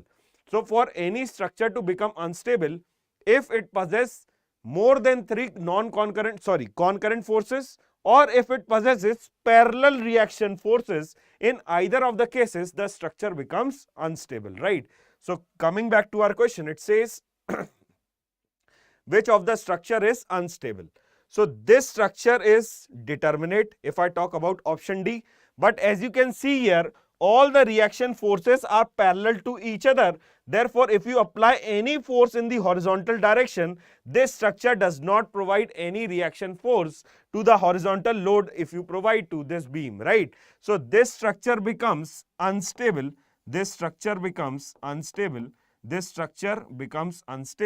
On the other hand, if you see this beam or if you see this structure, these forces are non-concurrent forces. So if you apply any external moment M over the structure, these forces will provide a reaction moment and the structure will going to stabilize. It will not going to be an unstable structure. So option number A is this structure is statically determinate and also stable. So option number A is the correct answer. Right? So there are questions which are asked related to the stability of the structure. Whenever stability of the structure needs to be defined, you need to concentrate on two parameters. The first one is whether there are three reaction forces or not. If there are three or more reaction forces, whether these forces are concurrent forces or non-concurrent forces. If these forces are concurrent forces, then the structure may be an unstable structure. Similarly, if these reaction forces are parallel forces, also in that case this structure will be an unstable structure, correct? So the reaction forces has to be more than 3, has to be non-parallel, has to be non-concurrent for the structure to be stable, right? So here I have noted down, for the structure to be stable, you need to have 3 reaction forces which are non-concurrent and non-parallel, right? Moving on with this, we have discussed everything about degree of static indeterminacy, which deals about the total number of additional equations apart from equilibrium equations required to analyze the entire structure, right? So moving on, we have the next topic, which is the degree of kinematic indeterminacy, which is also known as the degree of freedom. When you apply the external load over any structure, this external load will going to deform the structure, right? And this deformation causes the transitional deformation or rotational deformation. So how much number of transitional and rotational deformations are possible with any structure is termed as degree of freedom. Talking about degree of freedom, so it is the free deformation of the structure. It is the free deformation of the structure that includes both delta and theta. It can be a transitional deformation or it can be a rotational deformation. So for any structure, what is the number of transitional deformation or rotational deformation that can happen in any structure is defined by the degree of kinematic indeterminacy, right?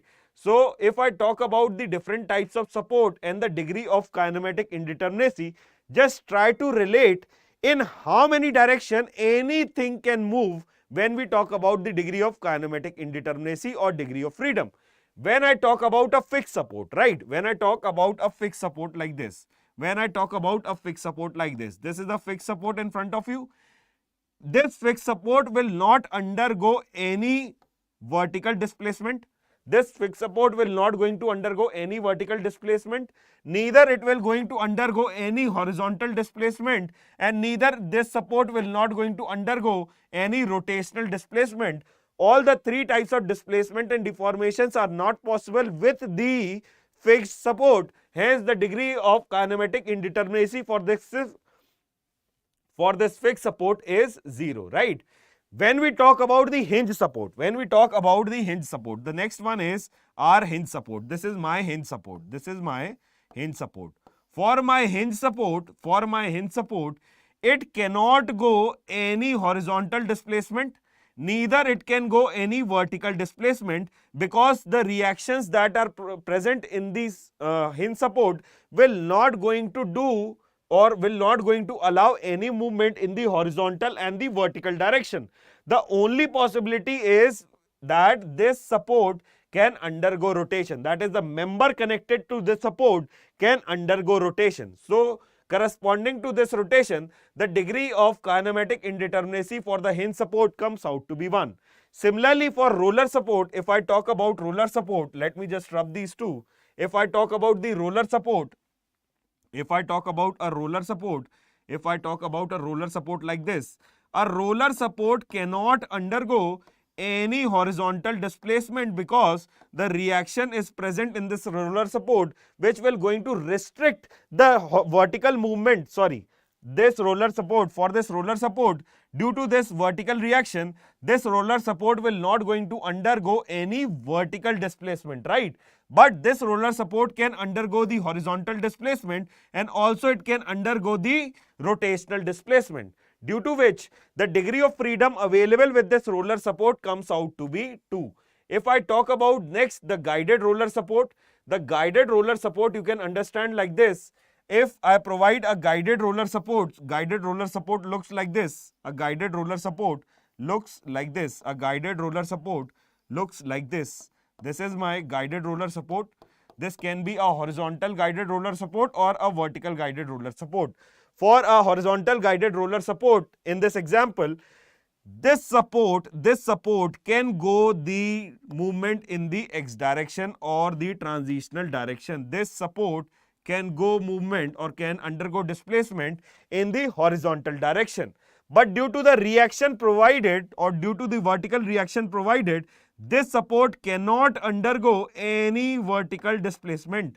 It cannot undergo any vertical displacement, and also because of the restraining moment provided by the support,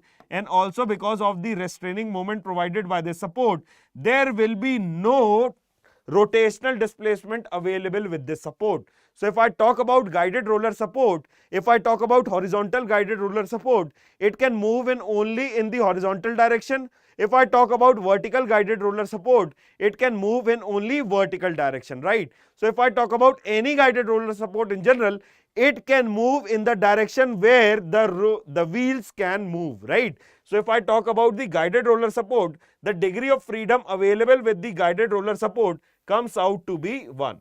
It comes out to be 1. Next is types of support and the degree of kinematic indeterminacy. Sorry, this is the types of frames. Types of frames. This is not the support. These are types of frames. Types of frames. Types of frames and the degree of kinematic indeterminacy. First one is, if I talk about a pin jointed plane frame. If I talk about a pin jointed plane frame. Let me just draw this. If I talk about a pin jointed plane frame, right? So this is my pin jointed. This is my pin jointed plane frame. This is my pin joint, and this is my just a part of pin jointed plane frame. This is the part of pin jointed plane frame, right? So if I talk about pin jointed plane frame, since no moment transfer can happen between the members, right? And when we talk about pin jointed plane frame, we are only talking about the axial forces, right? So for a pin jointed plane frame, it can move in the delta y direction, it can move in the delta y direction, and it can move in the delta x direction. Since no moment transfer happens through pin jointed plane frame, hence no rotational movement will be there. Only the movement in y direction and x direction you will going to observe, that is delta y and delta x will be there with respect to the degree of freedom. So for a pin jointed plane frame, the degree of freedom for a pin jointed plane frame is 2. For a pin jointed plane frame, the degree of freedom is 2. Similarly, if I talk about the pin jointed space frame, for a pin jointed space frame, it can move in the vertical direction, it can move in the horizontal direction, and it can also move in the third dimension, right? It can also move along the z axis, correct? So for a pin jointed space frame, the degree of kinematic indeterminacy comes out to be 3. For a pin jointed space frame, the degree of kinematic indeterminacy comes out to be 3. Next one is for a rigid jointed plane frame. For a rigid jointed plane frame, when we talk about a rigid joint,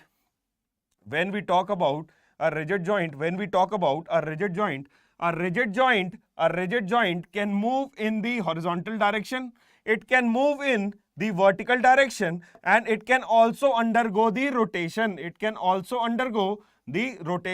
So for any rigid joint, since moment transfer is happening from one member to the another through the rigid joint, it can undergo in the vertical direction, it can also go in the horizontal direction, and it can also go the rotational displacement of theta. So the degree of freedom available with any rigid jointed plane frame is equal to 3, right?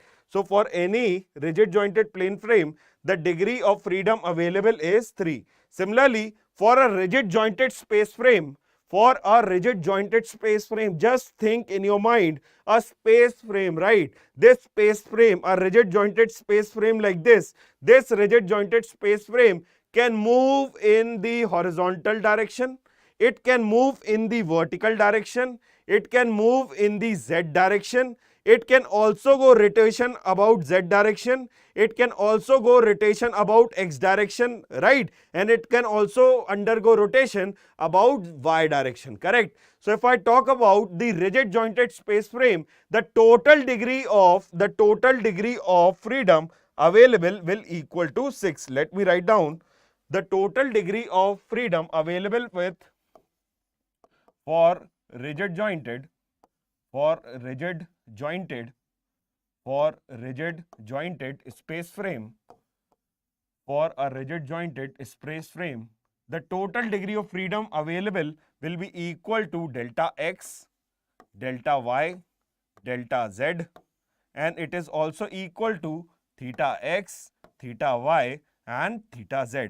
It can undergo transitional deformation and rotational deformation about all the three axes, correct? About all the three axes. So this is a rigid jointed space frame. Next, if I talk about the different type of axial shear hinges, right? If I talk about the different type of axial shear hinges and the degree of freedom available with them. So for axial shear hinge, the degree of freedom available is 4. For vertical shear hinge, the degree of freedom available is 4. And also for internal hinge, the degree of freedom available is 4. Let me just quickly guide you through this. So for axial shear hinge, for axial shear hinge, for axial shear hinge, if you look into the axial shear hinge, it looks like this, right? I have already drawn axial shear hinge.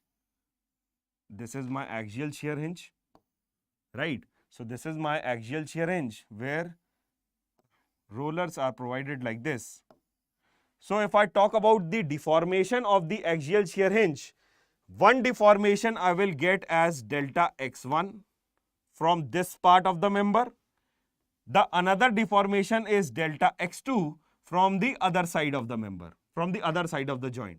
So delta x1 is from the left side of the joint and delta x2 is from the right side of the joint. Since no horizontal forces are transferring from one member to the another, hence the deformations of these two members will be different. This joint can also go vertical deformation of delta y, and this can also undergo the rotational deformation of theta, right? So only one rotational deformation theta will going to come when we talk about the horizontal axial shear hinge or horizontal shear hinge. Okay, so for an axial shear hinge, the total degree of freedom available is 4. The total degree of freedom available is 4. Similarly, if I talk about a vertical shear hinge, if I talk about a vertical shear hinge, if I talk about a vertical shear hinge, if I talk about a vertical shear hinge, for a vertical shear hinge, my members will be like this. My members will be like this. For these members, you can see that for this part of the member, for the upper part of the member, the deformation will be delta y1, and for the lower part of the member, the deformation will be delta y2. This joint can move in the horizontal direction by delta x, and this joint can undergo rotation by theta, right? So for this axial vertical shear hinge, the total number of deformations that are available will be equal to 4. The total degree of freedom with this vertical shear hinge will be equal to 4. Similarly, if I talk about the internal hinge, I'll talk directly. If I talk about the internal hinge, if I talk about the internal hinge, if I talk about the internal hinge, for this internal hinge, if this is my internal hinge, if this is my internal hinge, this internal hinge can undergo vertical displacement like this delta y. It can also undergo the horizontal displacement delta x. But for these two members, the rotational displacement that you will going to get will be theta 1, and for this member it will be theta 2. There will be two separate rotational displacement that you will going to get when on the either side of the internal hinge. So also for internal hinge, the total degree of freedom comes out to be 4. The total degree of freedom comes out to be 4. So this is how the degree of freedom are there for all the type of hinges, right?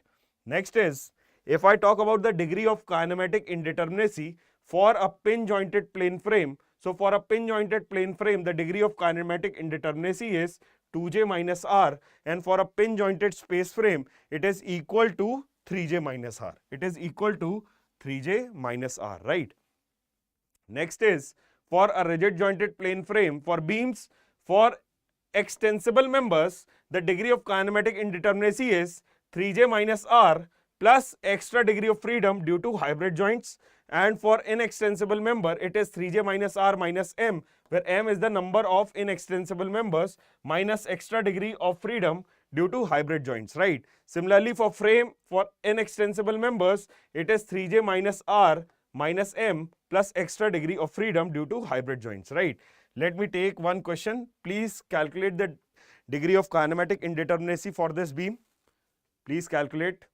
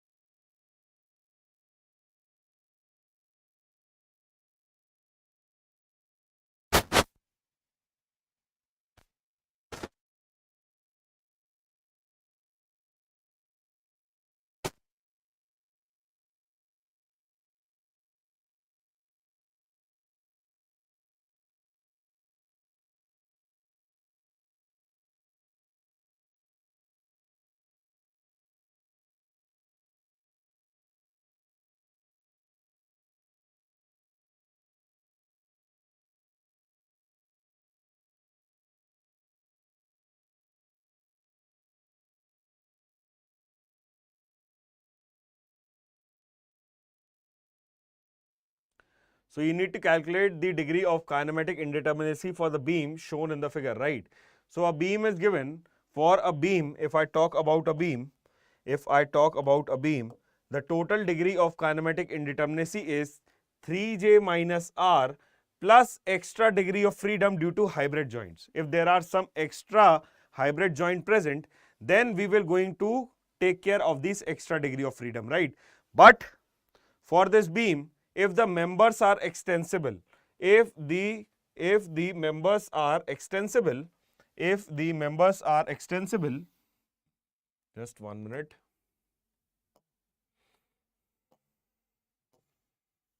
If the members are extensible, right? If the members are extensible,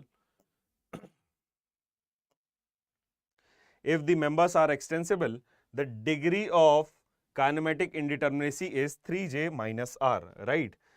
So if I talk about this beam, dk is 3j minus r. Number of joints are 1, 2 and 3.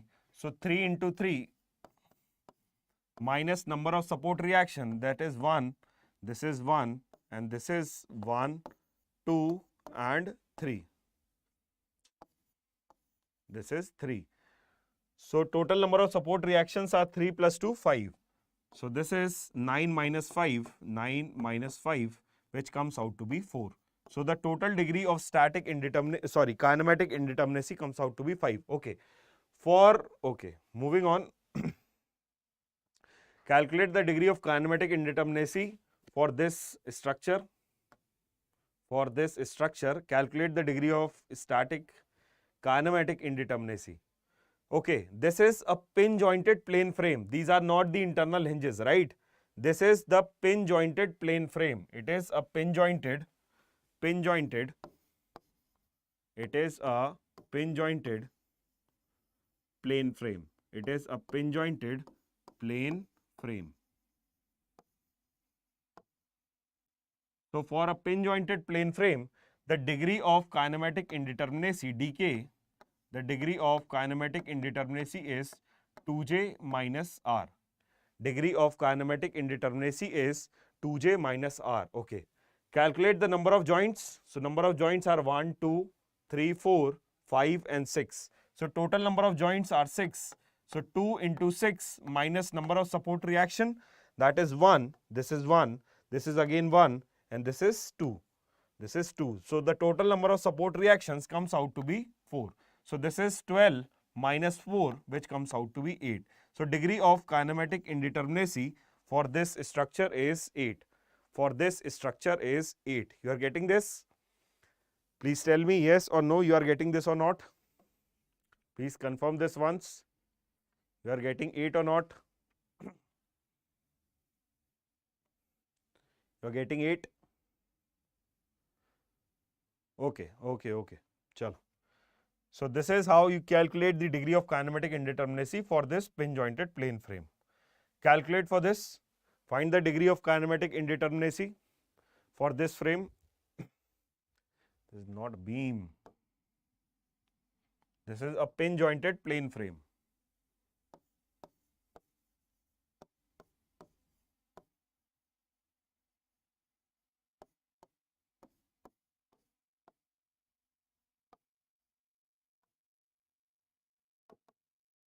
For a pin jointed plane frame, the degree of kinematic indeterminacy dk is 2j minus r.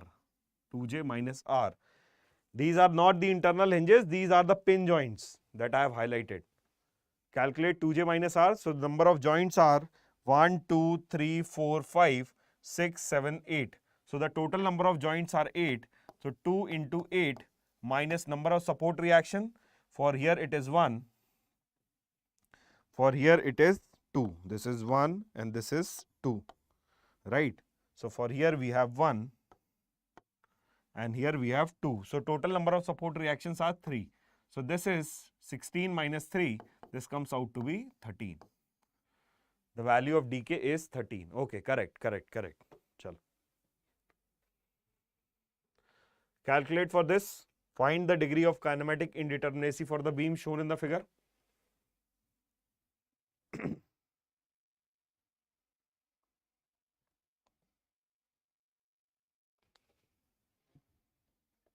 Calculate for this structure.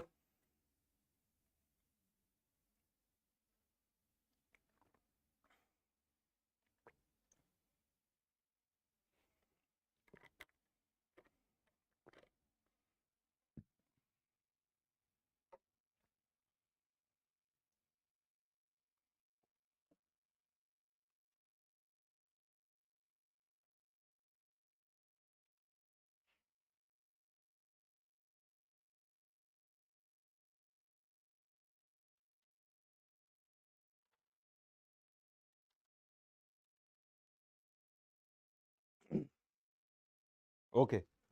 So here is a structure given for which we need to calculate the degree of kinematic indeterminacy of the beam, right?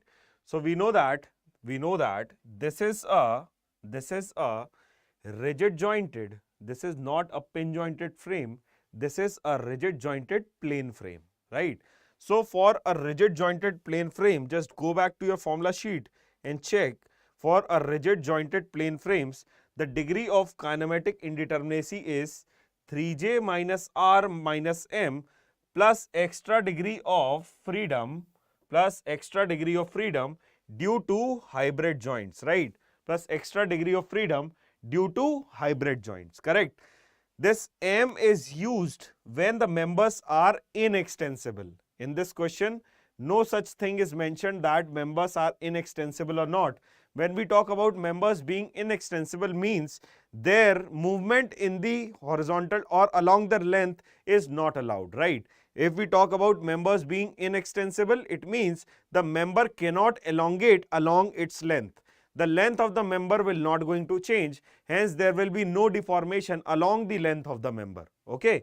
So when we talk about general case, when the members are extensible, the degree of kinematic indeterminacy is 3j minus r plus extra degree of freedom due to hybrid joint. So this is 3j minus r. This is 3j minus r. So dk is 3j minus r plus extra degree of freedom due to hybrid joints. Okay. Okay, tell me the number of joints. Quickly tell me the number of joints that are there. Quickly tell me the number of joints that are present in the structure. Quickly tell me the number of joints. Okay, so this is my joint number 1, this is my joint number 2, this is my joint number 3, this is my joint number 4, this is my joint number 5, this is my joint number 6, this is my joint number 7, and this is my joint number 8. So the total number of joints that are there will be equal to 8. J is 8. The value of R is for this it is 1, for this it is 2, for this it is 2, and for this support it is 3. For this support it is 3, right? So total number of support reactions are 3 plus 2 5 plus 1 6. So the value of R comes out to be 6. Now talking about extra degree of freedom,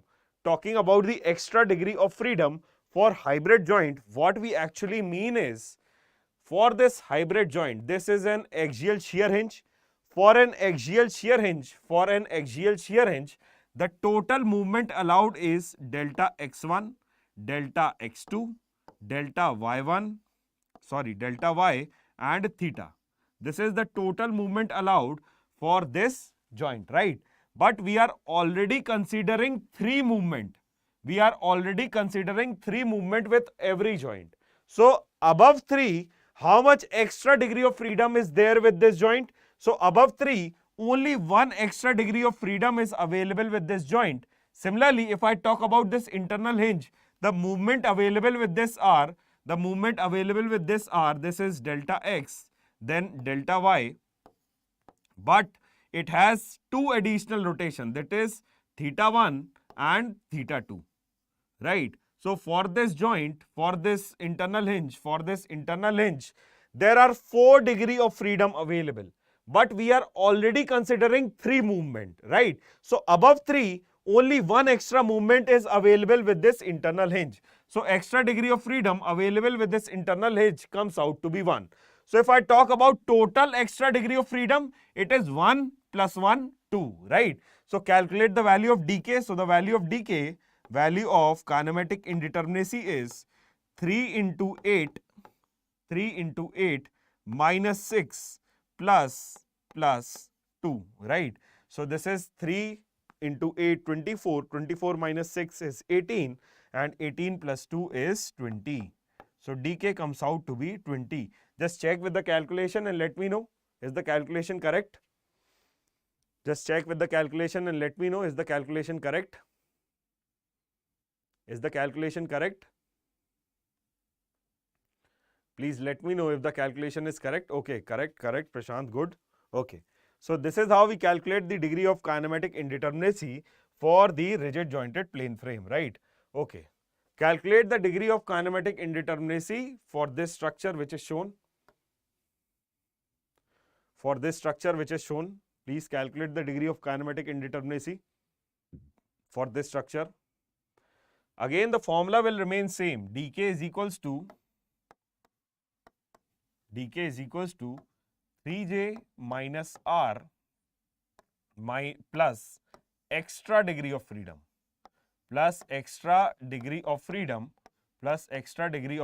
with the hybrid joints, right?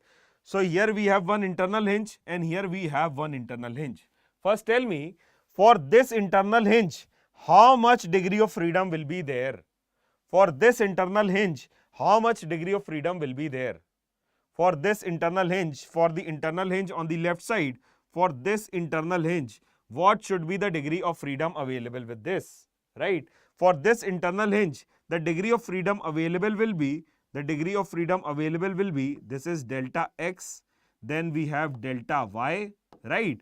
Then we have theta 1 for first member, theta 2 for second member, and theta 3 for the third member. 3 members can rotate separately when we talk about the internal hinge. So the total degree of freedom available with this internal hinge is 5. The total degree of freedom available with this internal hinge is 5. Similarly, for this internal hinge, we have this delta x, we have this delta y, but for these two members, we have two separate rotations, that is theta 1 and theta 2. Right, we have two separate rotations, that is theta 1 and theta 2. Therefore, the total degree of freedom available with this internal hinge comes out to be 4. Right. Now, above 3, what is the value available with this internal hinge with respect to degree of freedom? So, the extra degree of freedom available with this internal hinge, is 2, because 3 plus 2 is 5. 3 we are considering for every joint. So, above 3, the extra degree of freedom available is 2 for this internal hinge. And for this internal hinge, the extra degree of freedom available is 1. It is 1. It is 1. It is equal to 1. Right. So, just substitute all the values, get me the value of j. So, j is 1, 2, 3, 4, 5, 6, 7, 8, 9 and 10. The value of j is 10. So, it is equal to 3 into 10 minus number of support reactions. So, support reactions, here we have 3 support, here we have 2, here we have 3 again. So, this is 3 plus 2, 5 plus 3, 8. So, this is 8 plus extra degree of freedom. So, 1 plus 2, total extra degree of freedom is 3. So, this is 30, 30 minus 8 is 22, 22 plus 3 is 25. So, the degree of kinematic indeterminacy for this structure is 25. Getting this? Getting this or not? Please tell me yes or no. Are you getting this? Are you getting this or not? Please tell me yes or no. Are you getting this? Got this solution? Any doubt in this? Any doubt in this solution? Any doubt in this solution? Okay, chalo. So, hopefully you have understood this, how to solve the degree of kinematic indeterminacy. Quickly calculate the degree of kinematic indeterminacy for this structure also. You can take this structure as an example and calculate the degree of kinematic indeterminacy for this structure also. Okay, chalo. Take the screenshot and we will move forward. Next is, this is how we calculate the degree of kinematic indeterminacy. When we talk about the degree of kinematic indeterminacy, we are talking about the unknown deformations, right? When we talk about degree of static indeterminacy, we are talking about the unknown forces or unknown reactions, correct? So, there is a difference between degree of static indeterminacy and degree of kinematic indeterminacy. And separately, we have dealt how to calculate the degree of static indeterminacy for a pin jointed plane frame, pin jointed space frame, rigid jointed plane frame and rigid jointed space frame. Similarly, we have taken care how to calculate the degree of kinematic indeterminacy for pin jointed plane frame, pin jointed space frame, rigid jointed plane frame and rigid jointed space frame. Now, we will going to discuss few points regarding analysis of truss, right? It is again one of the important topic that may be asked in your GATE examination, and again one of the easiest topic that could be asked in your GATE examination. If I talk about the analysis of a truss, first of all understand which structure should be called as a truss, right? Which structure should be called as a truss or which structure should be called as a frame. There is a difference between a frame and a truss, right? So when we call a truss has few significance. If we talk about truss, first of all the members should be perfectly straight. No curved members are allowed in a truss. When we provide truss to transfer the point load through the axial forces in the members, right? There is no scope of the transfer of moment through the pin joints that are provided in the truss. We know that the individual members are connected to the frictionless hinges. The frictionless hinges means frictionless pin joints, and through pin joints no moment can transfer from one member to the another. Only the axial forces can be transferred from one member to the another, or the shear forces may be transferred, right? Next is load should always act at the joint.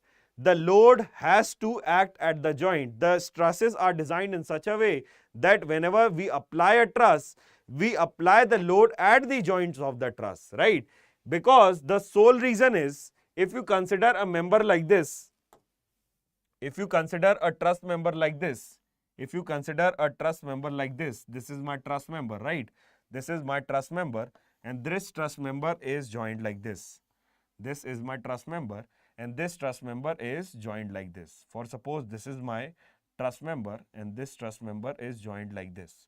If you apply any load in between, this load will going to cause the bending moment. This load will going to cause bending moment in this member, right?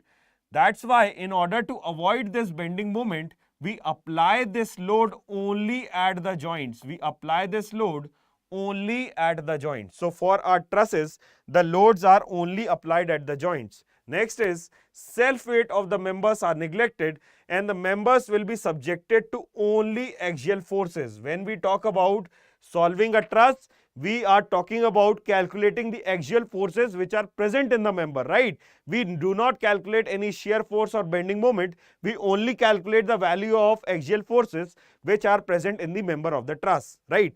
Next is, if we talk about how to solve the determinate truss, so determinate truss can be solved by zero force members which are known as collinear theorem, or it can be solved by method of joint or by method of section. So these are the three methods for solving or calculating the value of axial forces in the member of the truss.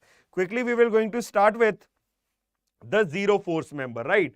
So understand the zero force member very quickly, because many questions are framed from zero force member, and if you clearly identify zero force member in your truss, the solution of your truss becomes very easy, right? So zero force members are those members which do not carry any axial force. Now how to identify this? This is the entire statement which are written, but I'll just explain you quickly using diagrams, right? You can take a screenshot of these diagrams, but I will explain you through these diagrams, right? So if I talk about zero force members, if I talk about zero force members, right? So first case one is, let me write down like this. So let me write down like this. This is my case one, right? So for my case one, if two members are connected at a joint, if two non-collinear members are connected at a joint, if two non-collinear members are connected at a joint, if two non-collinear members, this is my member AB and this is my member BC. If two non-collinear members, if two non-collinear, please underline the word non-collinear. If two non-collinear members are attached at the joint and no external load or support reaction, no external load and support reactions are acting at this joint, and no external load or support reactions are acting at this joint, then force in both the members has to be zero. Then the force in both the members has to be zero. So for in this case, the force in the member AB and force in the member BC has to be zero. So force in the member AB and BC, force in the member AB and force in the member BC has to be zero. So member AB and BC are zero force members, right? So if you got any arrangement like this where two members are connected and these two members are non-collinear members, and over this joint no external force is acting, neither any extra reactions are acting, then in that case the member forces has to be zero. So this is the first zero force member. Second is case 2. My case 2 is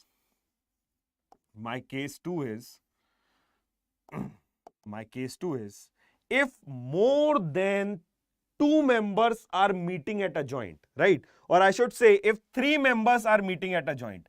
If three members are meeting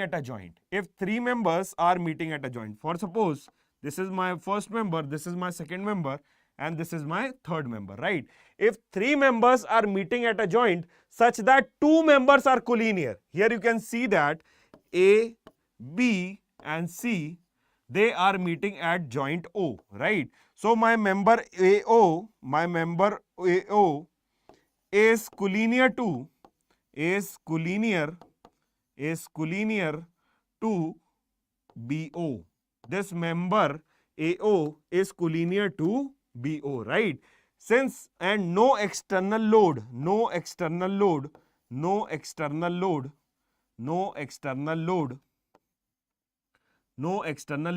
is acting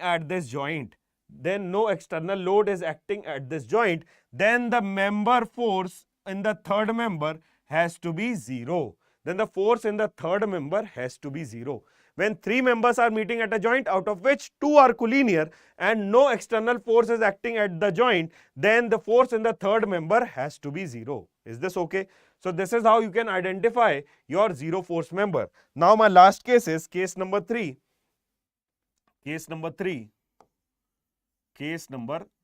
again. For case number 3, if two non-collinear members are meeting at a joint, this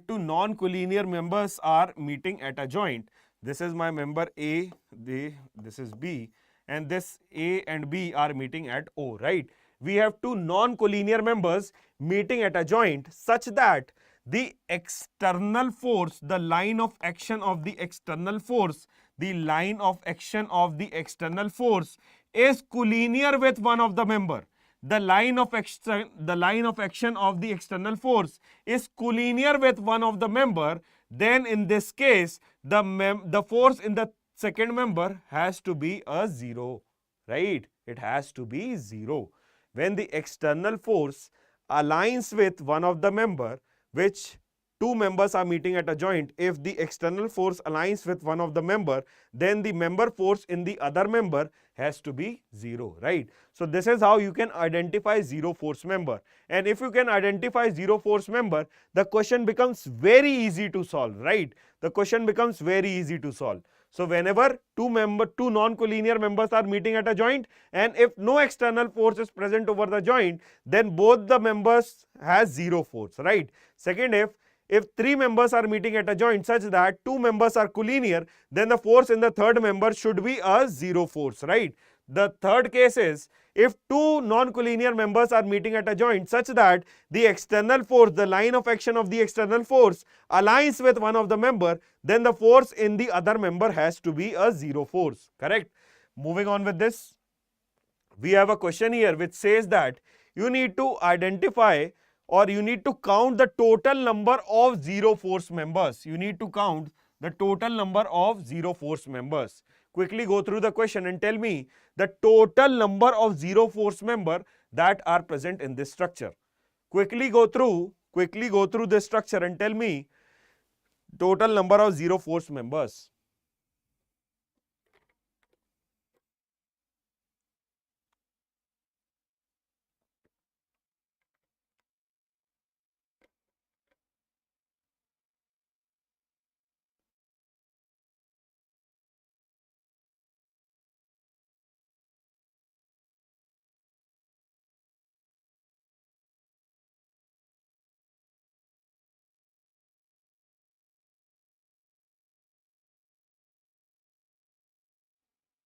Okay, identify the zero force members. So for this trust which is given to us, first of all, right, just look into this member. These three members are meeting at this joint and these two members are collinear to each other. So this is our third member, hence this has to be a zero force member. Is this okay? Once this member is a zero force member, just forget this member, right? Just forget this member. Just forget this member. Just 1 minute.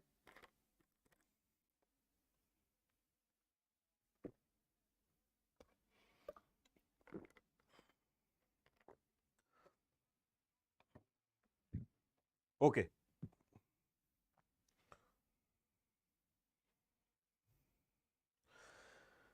So these two members are collinear members. So this is my zero force member, right? Next is, once this is my zero force member, just forget this member and think of this joint. At this joint, these two members are collinear members. So this is my zero force member. Okay. Now similarly, these two are collinear members, hence this has to be my zero force members. Once this is my zero force member, just forget this member and look at this joint. At this particular joint, these two members are collinear members, hence this is my zero force member. Okay.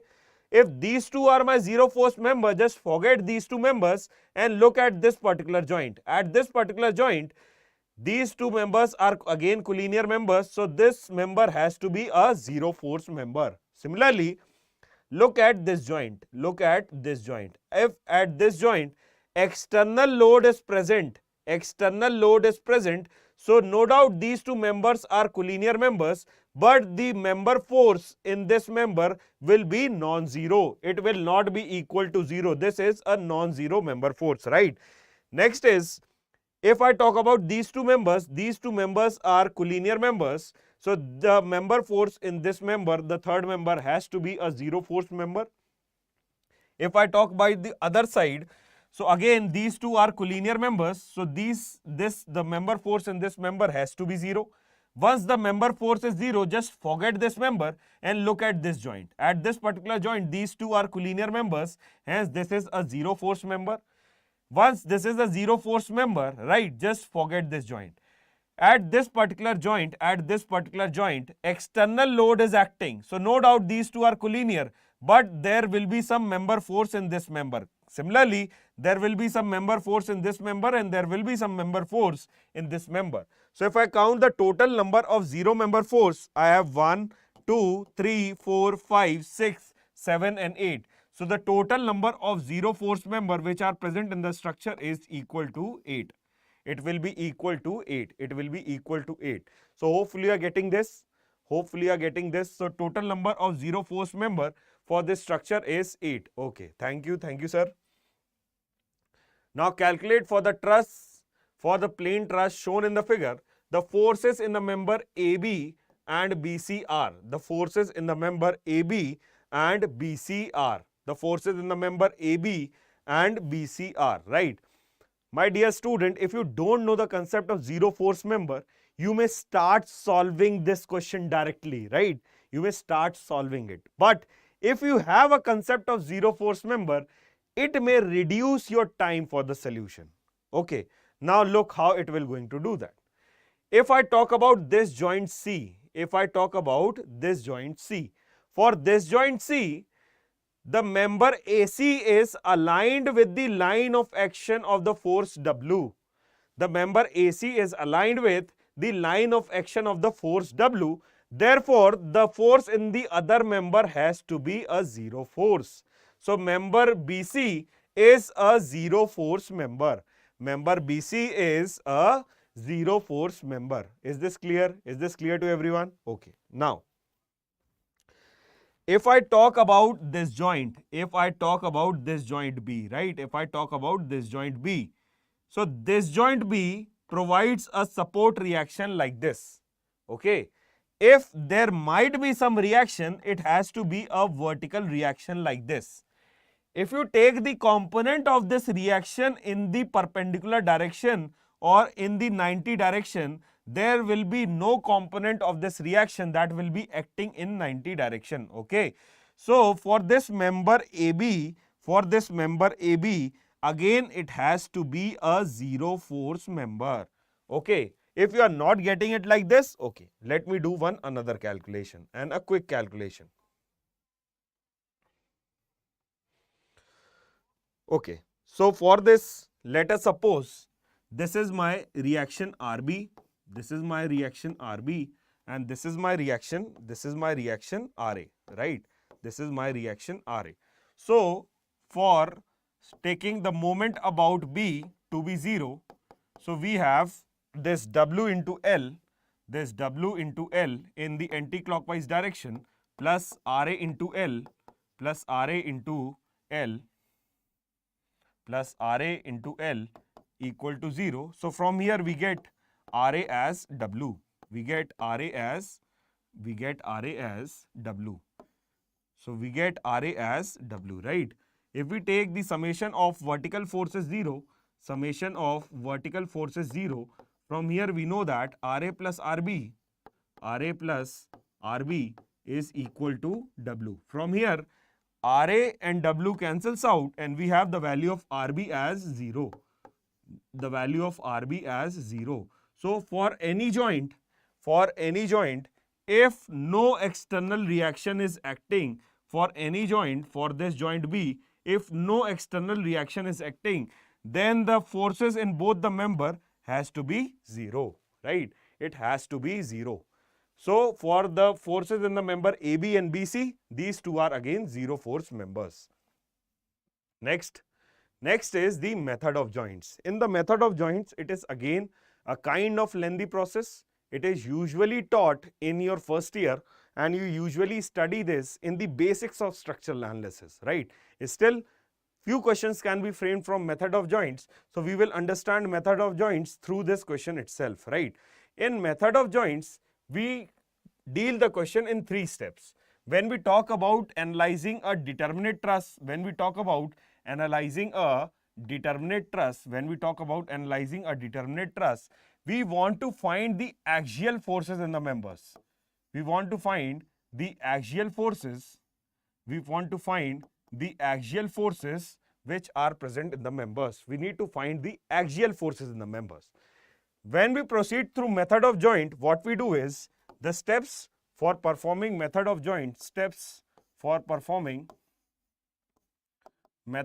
is, first one is find the support reaction.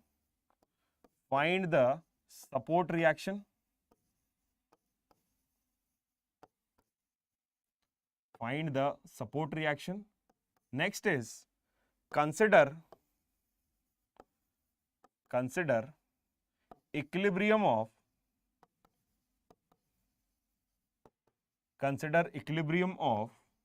a joint. And lastly, draw the FBD, free body diagram and apply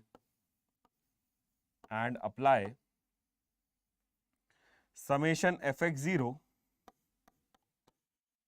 and summation Fy0 to get the unknown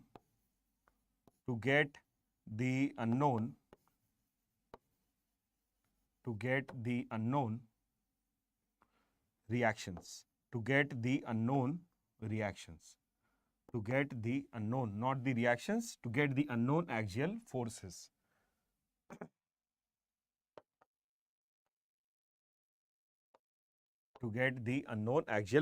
Again, since only 2 equilibrium equations are available with us, so we will going to deal with only those joints which have 2 unknown axial forces present in them, right? So we will going to start with this question. This question says that in this question, you need to find the member forces for all the members, right? You need to find the member forces. So for analyzing this structure, let me start with 0 force member, correct? So for this joint C, since no external load is acting, right? So since no external load is acting, so force in the member CD and force in the member CB is a 0 force member. Is this okay? Is this clear to everyone? Okay, now. Anything else? So this is a 0 force member. Okay. So let me draw the remaining structure. So remaining structure, we have LL and so for the remaining structure, we have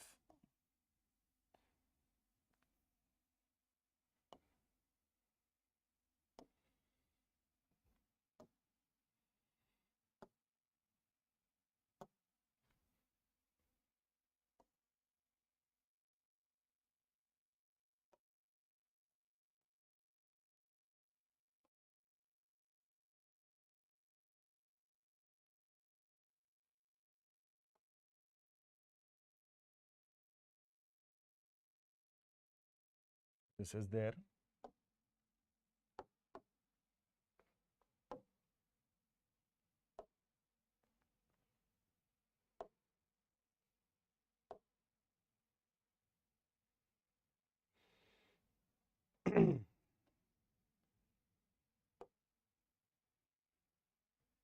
So this load is acting.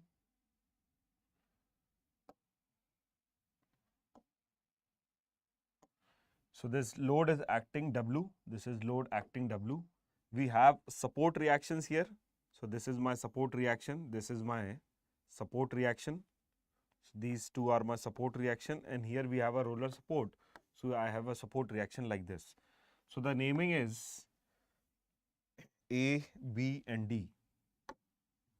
So this is my A, this is my B, and this is D. Right?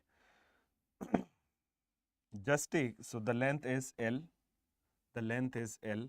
So take the, so this is my HD. This is my HD. So take the moment about A to be 0. Summation of, for calculating the support reaction,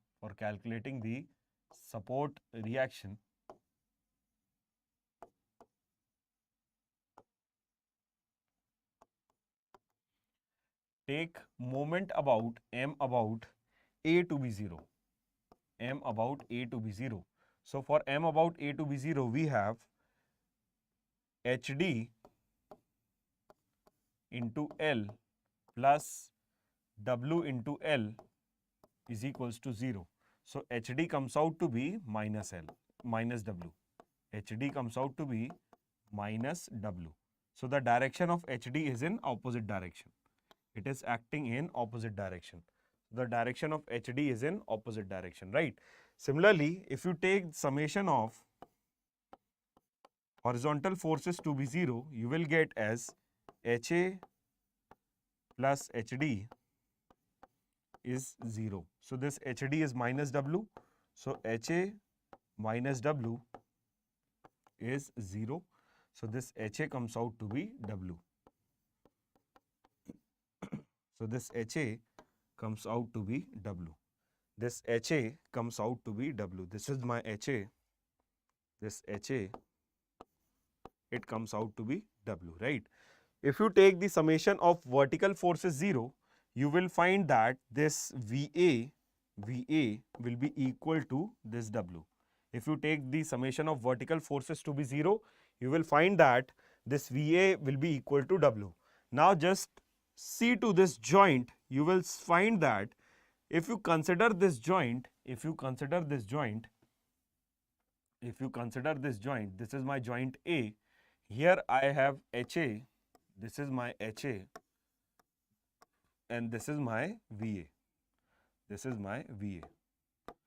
This is my member. This is my member AB. This is my member AB. This is my member AB. And this is my member AD. This is my member AD. Let me consider the direction of forces like this. So these are the compressive direction of forces. When the direction of forces are towards the joint, it is the compressive direction of forces, right? So this is my FAB. So for calculating FAB, this is my joint A. Take the summation. This is my joint A. Considering equilibrium of joint A. So for joint A, summation of horizontal forces to be 0. So this comes out to be HA minus FAB is 0. So FHA is W, minus FAB. This FAB we need to calculate is 0. So from here FAB is W. FAB is W.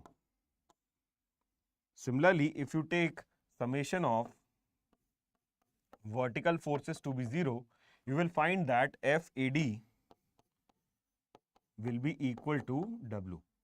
FAD will be equal to W, right? So FAB, FAD we had. Last we need to find out the member force which is present in the member DB, right? So for calculating DB, just consider the equilibrium of joint B. Just consider equilibrium of joint B. Just consider equilibrium of joint B. So joint B, consider equilibrium of joint B, right? So for joint B, we have this member AB. This is my member AB. So we have FAB and it is acting towards the joint. It is acting towards the joint. We have a downward acting load W and this member force we need to calculate, FBD. This FBD we need to calculate. So let me assume the direction of FBD to be tensile away from the joint, right? So for considering this angle is 45 degrees. This angle is 45 degrees because for the structure, the length and height of the structure are same, which is equal to L. Hence, this is my 45 degrees. So taking summation of vertical forces to be 0, I have FBD sine 45 equal to W. So FBD sine 45 is 1 by root 2. So FBD is W root 2 and this W root 2 is tensile in nature. So W root 2 is tensile in nature. So if I go back to the question, for this question, these two are 0 member forces. This is my W root 2 and this is tensile in nature. And for tensile force, we show it by just mentioning away from the joint. Right? So this is my compressive load here. For the member DA, I have the compressive force. So this is W and this is compressive. Again for member AB, the force is compressive, which is W. It is again compressive, right? So these are the member forces for the different members, right? Okay. So this is how you calculate the forces in the members of a truss when you calculate through these method of joints, right? As you have seen that it is again a lengthy method. This kind of method is not expected from you when we talk about any competitive examination. When we talk about competitive examination, you need to identify what all zero force members are present, right?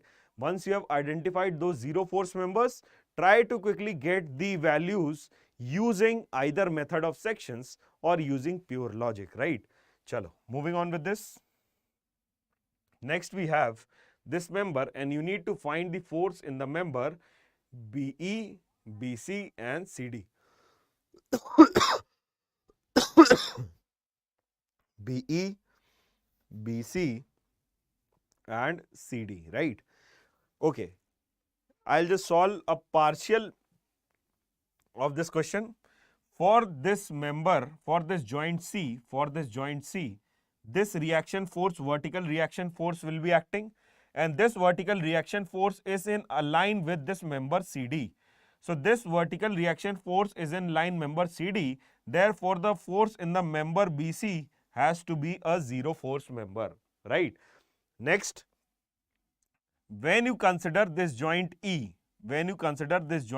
right? Take this as an x-axis axis. Perpendicular to that, we could have another axis like this. We can have another axis like this. This is y-y axis. Okay. Just resolve this force P along this axis and force in the member BE along this axis. Both the rotation are theta. So what you will find that this P load is directly getting transferred to this member BE and the force in the member BE is a compressive force of value P. So the force in the member BE force in the member BE, force in the member BE is P and the nature is compressive. Similarly, force in the member BC, force in the member BC, force in the member BC is a zero force member. Now we need to calculate the force in the member CD. So the force in the member CD will be directly equal to the support reaction at C. And the support reaction at C, using symmetry, we can say that the support reaction at C will be equal to P by 2. Using symmetry, we can say that the support reaction at C will be equal to P by 2. So the support reaction at C will be equal to P by 2. And the member force in the member CD will be equal to P by 2, and the nature of the force will be in compressive in nature towards the joint. So force in the member CD is P by 2 and the nature of the force is compressive in nature. So using this quick logic, you can easily calculate the member forces if asked to calculate for a determinate trusses, right? Next we have the method of sections. Okay, so for method of sections, we were going to understand it again through this example only. You need to analyze this truss, or you need to find the force in the member AB. You need to find the force in this member AB by using method of sections, correct? If I talk about the method of joints, so for method of joints, you need to find the support reaction first. And after finding these support reactions, you need to go joint by joint, analyzing every joint for calculating the force in the member AB. For calculating the force in the member AB, you need to analyze this joint, then you need to analyze this joint, then you need to analyze this joint, then you need to analyze this joint, then you need to analyze this joint, and by analyzing all the joints, after that only you can get the force in the member AB. That comes out to be a very lengthy mechanism, right? So how to zero in BC member? Okay, let me come back. BC member, this member BC, okay. So this member CD is in line with this reaction, right, at C. So this reaction C, the line of action of this reaction C is collinear with this member CD. Therefore, the other member at that joint is a zero force member. Is this clear now? Is this clear? Is this clear now? Please tell me yes or no. Is this clear? Okay, chalo. So you need to find the force in the member AB, right? So when we go for the method of sections, what we do is first we find the support reactions. For method of sections, the step used is find support reaction. Find support reaction. Find support reactions. The second thing that you will going to do is cut 3 members only. It may be 3 or less because the number of equilibrium equations available with us are 3. Cut 3 members using a section. Cut 3 members using a section. Then by considering, third is consider equilibrium of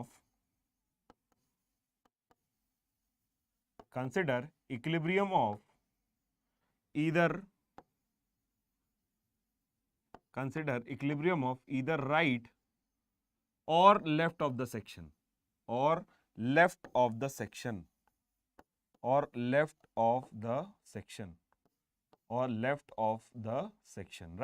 Consider equilibrium either of the right or left of the section. So what we have to do is for this member, first we need to find the support reactions, right? So tell me, if I name it as 1, and this one as 2, quickly tell me what has to be the vertical reaction at 1 and 2. Tell me V1. Vertical reaction at 1 and vertical reaction at 2. Use symmetry and tell me V1 and V2. Use symmetry and tell me V1 and V2.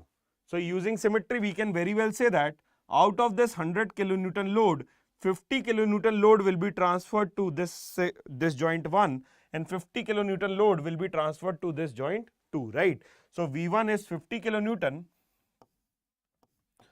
and V2 is also 50 kilonewton. V2 is also 50 kilonewton. It is also 50 kilonewton. Since no horizontal forces are acting, right? Since no horizontal forces are acting, hence the horizontal force at 1, the horizontal force at 1 is 0. The horizontal force at 1 is 0. So only vertical forces V1 and V2 will be acting, and that too having the value of 50 kilonewton and 50 kilonewton using symmetry. Now what you have to do is, you have to cut by a section not more than 3 members, 3 members or less. I have cut this because I need to find the force in the member AB. Therefore, I have cut this section, right? After cutting this section, you consider the equilibrium of either left side of the section or right side of the section, correct? If I talk about a stable structure under equilibrium, what I mean is every part of that structure has to be under equilibrium, correct? Not even if I just cut any part of the structure, if the entire structure is in equilibrium, even the segment of that structure has to be under equilibrium, okay? So method of section, in method of section, we cut the member using the section 1-1 and we consider the equilibrium of the left side of the section. When we consider equilibrium of the left side of the section, we have 3 forces. So let me consider the tensile nature of all these forces.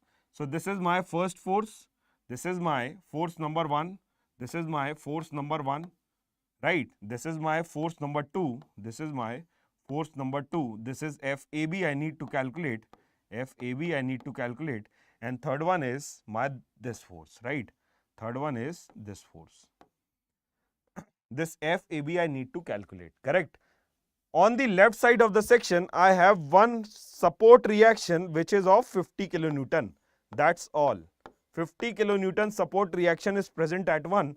That is all amount of load which is present on the left side of the section, right?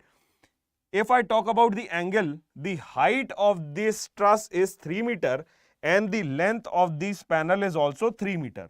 So what this angle has to be? This angle has to be 45 degrees, right? This angle has to be 45 degrees, correct? So if I take the summation of, vertical forces to be 0, if I take the summation of vertical forces of this section only, you will find that FAB cos 45, right? FAB cos 45 or sin 45, because for 45 degrees everything is valid, right? So this is my 45 degrees. So FAB cos 45 will be equal to 50 kilonewton. FAB cos 45, FAB cos 45 is equal to 50 kilonewton, is equal to 50 kilonewton. So from here you can say that FAB is equals to 50 root 2, and the nature of the force is tensile. The nature of the force is tensile. So the force in the member AB is 50 root 2 and the nature of the force is tensile in nature, okay? So this is how you need to go with the method of sections, right? Again, it is again a very simple technique for calculating the force in the trusses, right? Moving on with this, okay.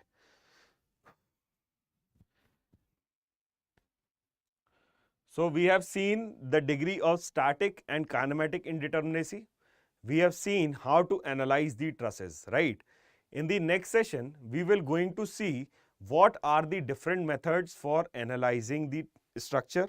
When we talk about analyzing the structure, we talk about calculating the unknown forces and we also talk about calculating the unknown deformations. Is this okay? So we have two different methods for analyzing the structure, that is force method and the displacement method, that we will going to see in the tomorrow's session, right? So talking about, my dear students, IMS GATE Academy. So if we talk about IMS GATE Academy, if we talk about IMS GATE Academy, if you go to the page of imsindia.com, if you go to this page, imsindia.com,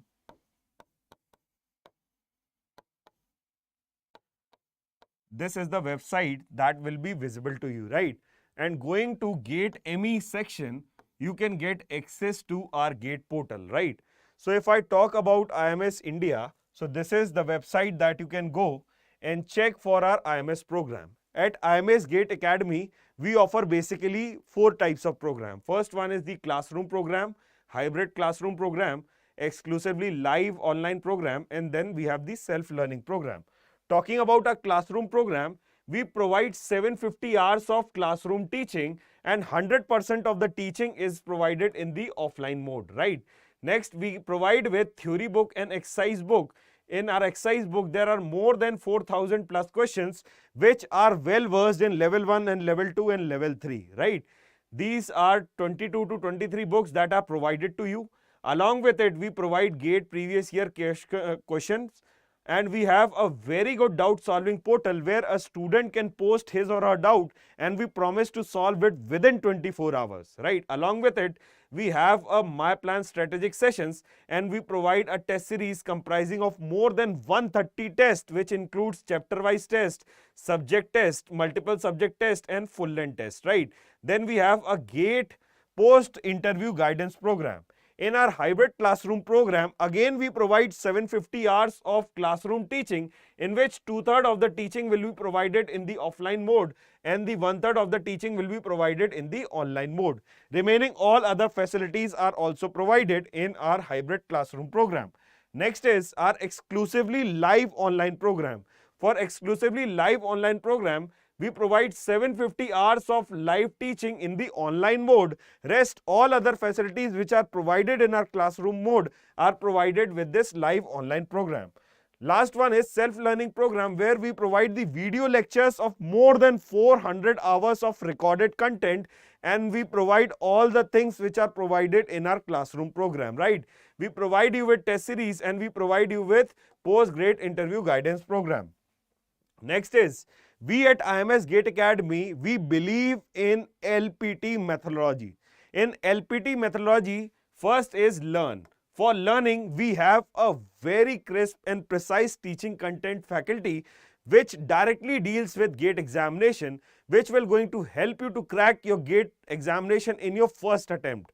My dear students, the basic problem with GATE examination is a student try to read a lot but he does not revises, right? So if you need to read less and if you need to revise more number of time, this is how you can crack GATE examination. So for learning, we provide the expert faculty which have cracked GATE for multiple number of times and even secured a very good rank for multiple number of times. We have a dedicated theory book and we have a comprehensive teaching skills, right? Along with it, we provide practice. For practice, we provide you with GATE previous year question booklet. We provide you with workbooks, right? These workbook and exercise book contain differentiated level 1, level 2 and level 3 problems, which helps a student to access their progress in any subject and also excel in that particular subject. Last, we provide test, and for test we provide almost 130 plus tests, which include every type of test that we will going to see just now, right? If we talk about test, we provide chapter wise test, subject wise basic level test, subject wise advanced subject test, multiple subject test and full length test along with video solutions, my dear students. Nobody is India in doing this, that they are providing this full length test along with the video solution. Only IMS GATE Academy is doing this for you, my dear students. If we talk about chapter wise tests, there are more than 84 plus tests and you can take the screenshot of all the details that are there for our test series. Next is, this is our GATE Zero Fee program. My dear student, if you log into our website, you will find a link related to our GATE Zero Fee program. And if you log into our GATE Zero Fee program, you will get, if you just log into our GATE Zero Fee program, without any fee, without even charging a single rupee, you are given 100 hours of concept videos, 12 chapter tests, 6 subject tests and 6 past GATE papers of any branch, right? Obviously, you will going to take papers of your branch as well, right? Next, we have This is our student portal. Once you get the online access to our videos, this is how our videos are placed, and this is how our portals look like, where we have a doubt solving portal as well, where you can go and post your doubt. And talking about a doubt solving portal, you can either post your doubt by just typing it, or you can even take a snap of your doubt and just post it in the form of PDF or JPG, right? Either in the form of image, you can post it, and this doubt has been promised to be solved within 24 hours. Moving on with this, next, my dear student, we have a very exclusive one-to-one My Plan and one-to-one strategic sessions, right? When we talk about strategic sessions, we mean that a student should believe that he or she can get a good rank in his first attempt. Second is, during the preparation of any student for GATE examination, he faced challenges regarding his preparation strategy and how he should plan his revision, right? For that, only IMS GATE Academy is providing you with one-to-one My Plan sessions and one-to-many sessions, right? All these are strategic sessions where you can rectify your preparation strategy or your revision strategy, or even clear any other doubt regarding your preparation. This is only exclusively available with IMS GATE Academy, right? Moving on with this, we have completed the first session of structural analysis by dealing with degree of static and kinematic indeterminacy and by analyzing the different types of trusses. In the tomorrow session from same time 6 p.m. to 9 p.m, we will going to deal with the different methods for solving our different structures, and also the influence line diagram, which is one of the most important topic where we talk about structural analysis. So that will be all from my side for today. All the best and happy preparing. Thank you. Sir, will you complete the entire essay syllabus tomorrow? For sure, Prashant, for sure, as the time permits. Whatever concepts or whatever topics that are important, that will be surely completed, right? And if I talk about the important topics, I will talk about the different methods for solving structures and the influence line diagram, which is the most important part, right? Along with it, we have arches and cables, and we have this matrix method. For those things, we will also going to see few questions. Okay, Prashant? Okay, my dear students, that will be all from my side. Take care.